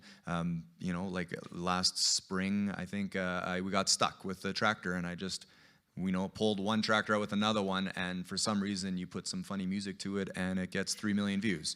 And it's funny, the comments are, people ask questions, like you get random questions about it, and yes, you may not answer them all, but it's another way to interact with people. They ask, why would you drive there? Well, I have to explain we were trying to get to another side of the field that was dry, right? Or it just had hog manure put on it, and there's a whole bunch of reasons, right? We needed to incorporate that nutrient. So there's a lot of aspects that we can explain, the good and the bad when you're stuck or whatever it is. But there's lots of good things about social media.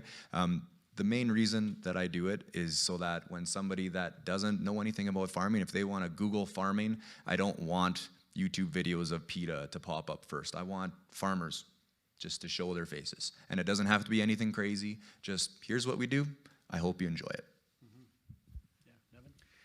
Yeah, so I don't use a lot of social media for our own farm per se, but in my day-to-day job, I use it quite a bit. So Twitter is probably the ag social media of choice for farmers and ranchers, but more and more Instagram and also TikTok. So we actually do a thing called Alberta Bug Chat, which was started by a great entomologist here in the province of Alberta, Scott Mears, where every Wednesday morning we have an hour from 10 till 11 where we answer questions about bugs.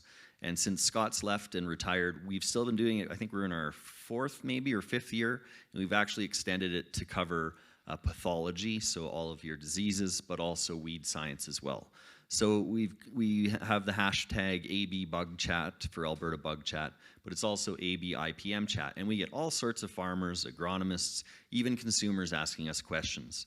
And we have a great team of entomologists, some pathologists, some weed scientists that answer questions. But it's an example of doing adult education and extension, so answering those questions. And I also do a lot of social media on my work account related to sustainability. So talking about some of the pesticide monitoring that we're doing in private wetlands across Alberta, and how we're screening for 125 different chemistries, and how we don't have a single exceedance of any pest management regulatory agencies' chronic or acute toxicity endpoints, right? Real scientific stuff. Consumers can ask questions. Sometimes I get 2 people asking questions, sometimes nothing.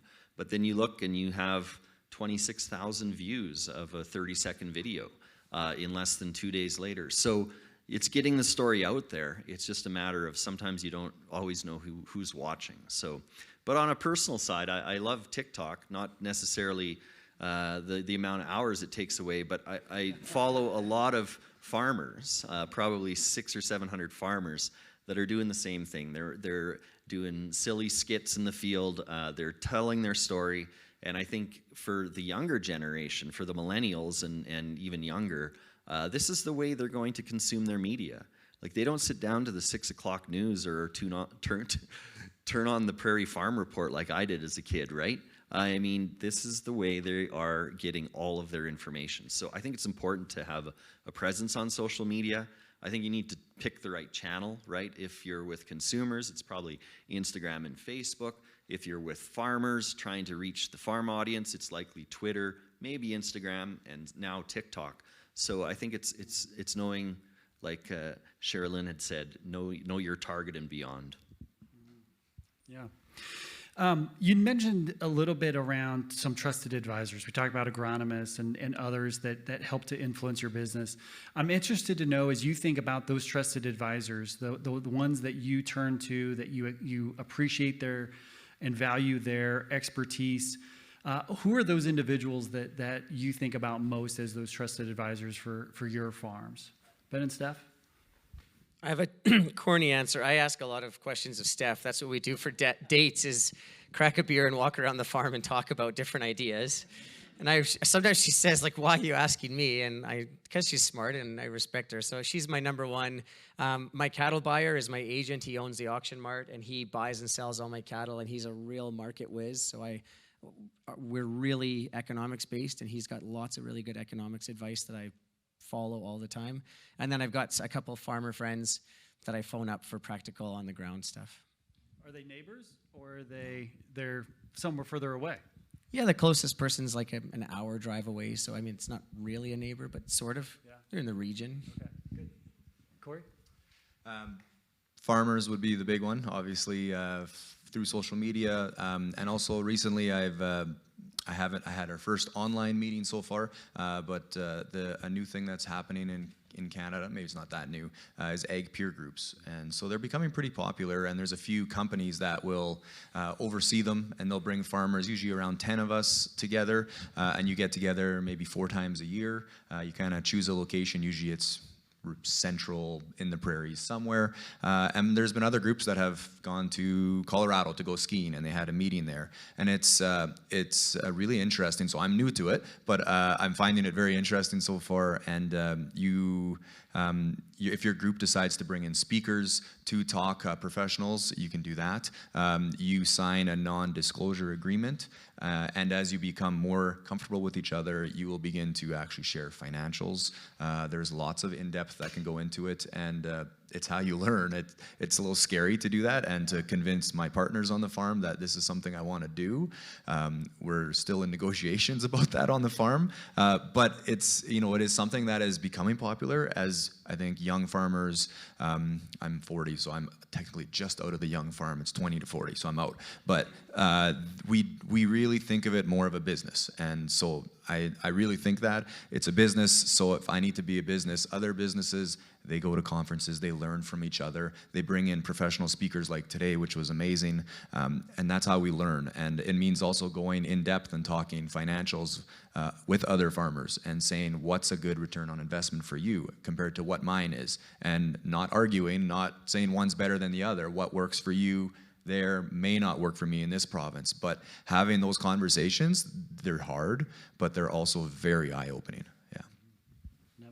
So I come from a different side, because I mean, I've had a few different jobs, and I still do a lot of what would be called adult education and extension. So bringing those scientific research reports in a consumable material, whether that's a fact sheet, a video, an app, a calculator, you name it. And so this is something that we always talk about, some of my extension specialist friends, is how do we reach farmers? How do we assure them that the information we're giving them is the correct information?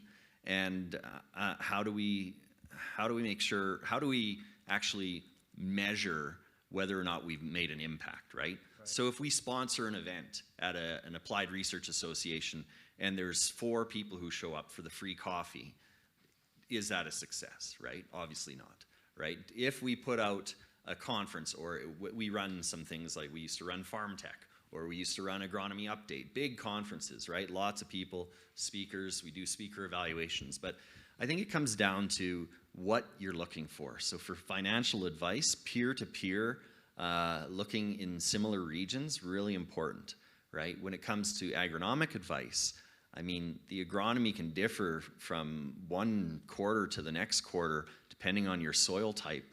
You know, a certain practice isn't going to work. So I think one of the things we forget about is the older generation, and getting information out of those people who have practiced certain practices for 80 years on that, you know, area of the world, knowing the exact field history, knowing the spots within fields. I'll give you one example. In 1997, when we bought the farm, it wasn't that dry of a year, but it was dry enough that I decided I was going to work up and reclaim some land around all these sloughs. And my great uncle Howard said to me, "Don't bother working that up. That's peat moss. You'll only get a crop out of that 1 year out of 10. And I said, "Well, what do you know, right?" And acres are more expensive now. And that was in the 90s. They were cheap then. And I worked up all of this land, probably got 4 more acres. And you know what? We got 2 crops since 1997 off of that peat moss. And that's just something that the older generation knows, right? And knowing the field history, knowing, you know, even from your renters, from your landlords, getting that information out of the older generation, I think, is something that from a regional level, you'll never be able to find again once they're lost. One last question for me before we open it up for questions.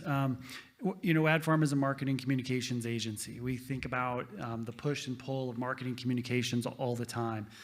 You know, from your perspective, I'd be interested to know what are some of the most valuable things that you get from companies, from groups, from associations, you know, information that you find online, direct mail, in the magazine, traditional, digital.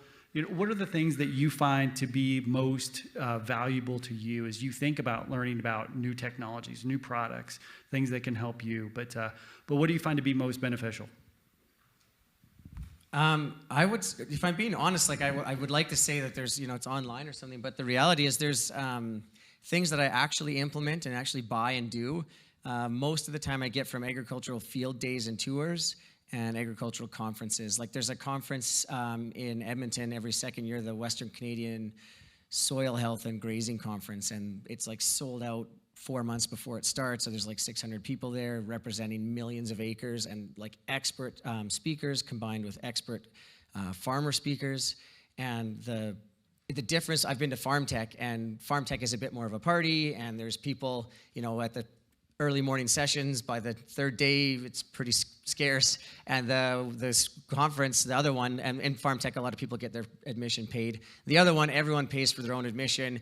Everyone's like got pens and papers. Like when the sessions start, people are at their seats paying attention. And that's, I think, those ones, like if you said, where do I see myself and also other farmers doing the most real changes? And that's, I've spent tons of money at events like, or with the stuff that I've learned, because now I have to go home and buy this new technology and do this new implementation.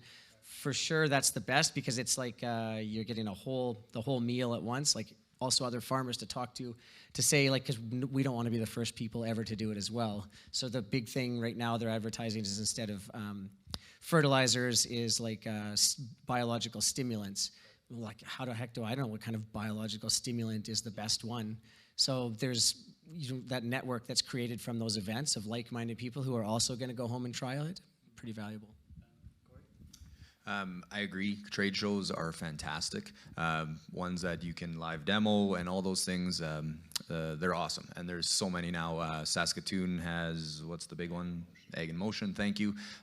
You know, I've been to that one. I know. I'm not there this summer. Next summer I'm coming. But they do live demos. So last year I went there and I got to drive 5 different kinds of sprayers. Not that we're buying one right now, but I don't like the price tag. But it was just nice to try it and actually drive them, right? And then, yeah, no, I agree. That is a huge thing, is just actually talking to other farmers at the events as well. The other thing I would add is third-party companies that are impartial, I'll say. Groups like PAMI are big in the ag industry. I forget what the acronym stands for. Thank you very much.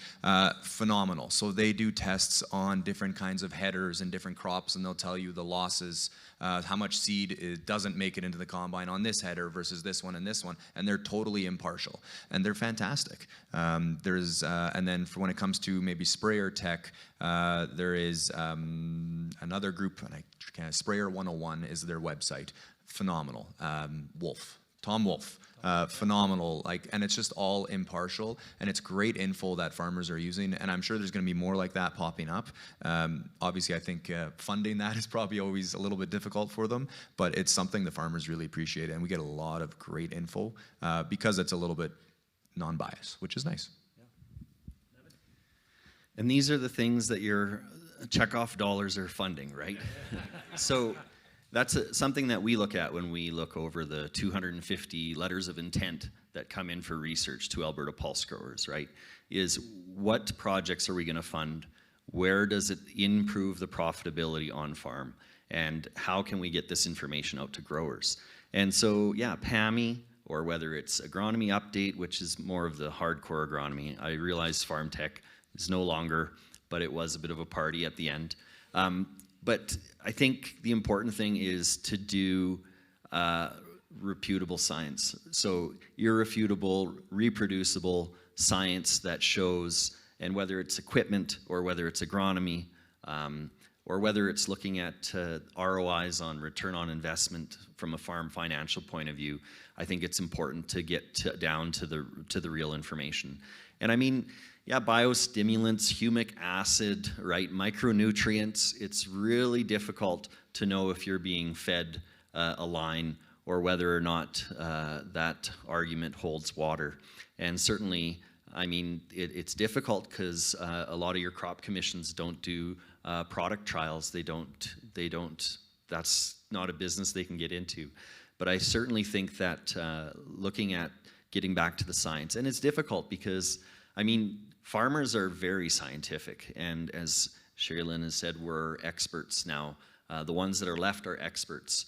And I remember when I got a job with the provincial government of Alberta as a research economist, I had to write my first fact sheet, and my executive director came back and he said, "You're writing at a grade 14 level, bring it down to grade 8 or we can't get it written."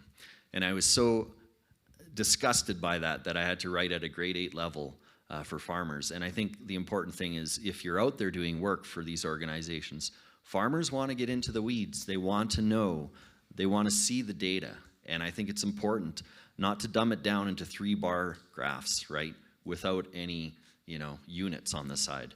We really want to get down. We want to see what we're investing in. So I think for information, we want the transparency. We want to see the truth, and we'll be able to make our own decisions and whether or not it fits our operations. Awesome. Thank you. So with that, we're happy to open it up for questions. Anybody that's here, and Rosie, if any are starting to come in online. Hi, I'm actually fascinated by all the special skills that you've mentioned, everything from data management to economics to agronomy. For the next generation, what would be some of the top skills that they would need to be successful, obviously outside of growing? But what are some of those things? Because you're throwing out some really interesting stuff that I wouldn't have considered would be part of farming, I'll be honest. It's interesting. I'll go first. I think writing your own software. We need software developers in agriculture right now. And that's where we're lagging. And certain schools like Olds College have been trying to pioneer in this field. But I think that's going to be the next big thing, is taking some of that data, but even taking the next step. I mean, some of the software programs we have are still pretty elementary in our tractors, They let us go straight. We're now seeing that you can have a grain cart that comes back thanks to some of Brian Tischler's work here in Alberta, right? Open source code where you don't need a laborer now, and he can just hit his button in his tractor and that grain cart comes up and unloads from the combine. I think we're going to see way more automation, and I think software. We need coders, and we need them fast. That was going to be my answer, to be honest. I would say computer, software, programmers, all of that, yeah. And finding a way to, I think like a lot of farms, I probably have more than one role on the farm. So, yes, you know, we need those people that come in the farm and are a software engineer, have that capability, but they will probably still need to be able to run a machine and drive a semi-truck or some of those things. But having a specialty on the farm is key. You need to have those roles filled. I think we're gonna have a weird answer. It's about a mindset shift. I think like efficiency is great, but effectiveness is more important. And so I don't know, from my own perspective, like, because I didn't inherit anything or even any money or anything to start with, I've had to be like extremely effective with what I do to not go bankrupt and to be able to expand. Otherwise, it's just like there's so many people who farm evenings and weekends for their whole life, and to be able to quit my job and to like make pretty good money, I've had to be really effective. I think I learned that in university outside of school, because I think the university system is not the best. In Engineers Without Borders, we worked in international development, and we were completely different than almost any other aid agency, that we were working on effectiveness rather than efficiency. So an example of that would be highly efficient is 94 cents out of every donor dollar goes to on the ground, boots on the ground in Africa. It's not wasted in overhead and offices. And so that's a great way for people to advertise, donate to us. This is what we do. We spend 95 cents per dollar on this. And what I saw on the ground was a solar oven, so to stop women from walking 10 kilometers a day to collect firewood and deforest and be attacked on their walk. They have these solar ovens and blah, blah, blah. And of course, the food that they cook 3 times a day, 7 days a week is a food that you have to have the lid off and stir, and yet it does not work in a solar oven. So it's extremely efficient, 0% effective. And that mindset completely changed everything for me, woke me up to that. And that's how I view my farming. I think that farmers going forward are going to be in a really competitive world where efficiency, you might be the most efficient at planting a crop that makes no money, and that doesn't matter. Others? We have one from the chat here. Allison is asking how much, I think this is going back to our earlier conversation around data and data you're collecting on farm. So how much of the data that you collect makes it to your end consumer? Are you using that as a tool to help tell your story in the market as well? For me, not a lot of that data would make it to the end consumer, unless I post it on Twitter, I guess. It's our grain is all sold to the open market, so we wouldn't be doing that. We have done once or twice is I think, like you said, we've used that data to show, print off a sheet, and we've shown it to our landlords, saying this is what we've done, and this is what's in your soil right now, this is what we added this year, this is what we took out, so here it is now after harvest, this is what's going in spring. So we've done some of that, but for us, no, we haven't done it directly to them, to the consumer. But if I was a direct-to-consumer farmer, I would probably be doing that, yeah. Same here. We're growing commodities just like oil or gas or gold or aluminum, right? I mean, they're going in. We see it a little bit more in the pulse market. There's quite a bit more of consumers wanting to know the supply chains, the logistics. We see it in our life cycle analyses that we've done with Alberta field peas. So from a crop type, I mean, here in Alberta, we had the first environmental product declaration on a food product in all of North America.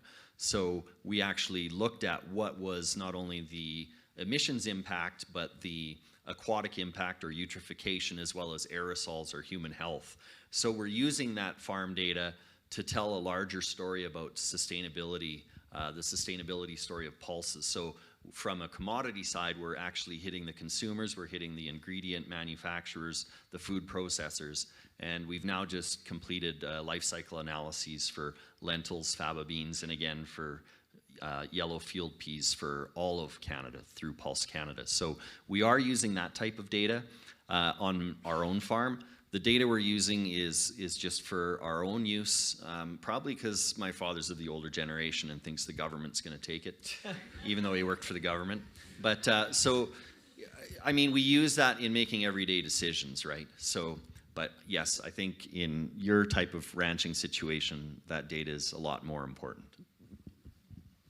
Yeah, for sure. From the data that we're collecting as an individual ranch and as an industry, right now it's all around sustainability. So there's a huge carbon mapping project going on right now, mapping soil carbon base levels and then assessing. So I think we're on year 3 of 5 on our place. But it's a huge project, soil carbon mapping, and then getting a baseline, and then what kind of different management practices can be used to increase soil carbon sequestration. So there's, like, of course, huge organizations like Cargill and McDonald's that have these really important 2030 goals for sustainability, and they have a big lever of agriculture. And they want to say to these guys, like, yeah, we are sequestering this many tons of carbon. This is how we're doing it. This is how we're measuring it. And the challenge right now is that 2030 is just it's pretty too soon if you talk to the researchers for doing these baselines and figuring out, like, well, Ben moves his cattle every day, his neighbor moves his cattle once a month. What are the effects of those? Because that's what they're going to want to do, is say we source beef from producers that manage cattle in this way, and these are the environmental impacts of that. I mean, there's feedlots already well ahead of us in, like, water usage and antimicrobial usage, but that's for sure things that we're measuring and delivering right to the consumer. I think the commodity groups could maybe use some of that info and take it more to the consumer someday. I know in Manitoba, the commodity groups, canola growers, a few years ago, they started, like, Canola Eat Well is their title. And if you go to, like, an NHL game, you buy a big bag of popcorn, and it is sponsored by Canola Eat Well, made with canola growing in Manitoba or the prairies, it says on it, I think. And, and there's, of course, like your little QR code, you scan it, you go to the website, and it has tons of info. So that would be a place where maybe they could have more info. Here's a farmer from Manitoba, and this is some of the stuff, his data, I guess. Any other questions? No. Ben and Steph, Corey, Nevin, thank you so much for your conversation today. These are conversations that we could have for hours on end. You're a fascinating group to talk to. Thanks for spending a little bit of time with us. Please join me in thanking them for their time.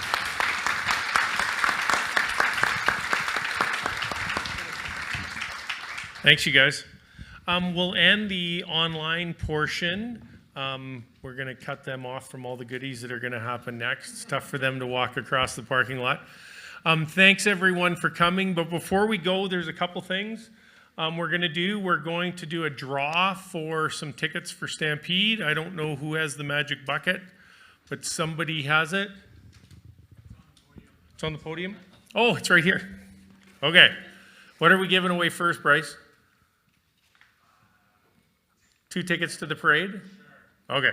So 2 tickets to the parade tomorrow. And it is Marlise Hunter from Tallgrass. Is she here? I don't know if I've seen her. Okay. I'll keep that one out. We'll do rodeo tickets.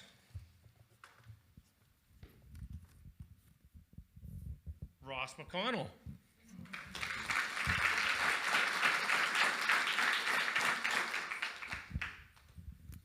And Chuck Wagon tickets. Holly Nickel.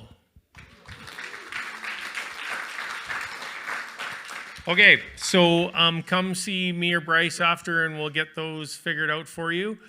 So for everyone else, across the parking lot, when you go out the door, straight across, you'll see there's a truck parked. There are cocktails, some tastings we can do here.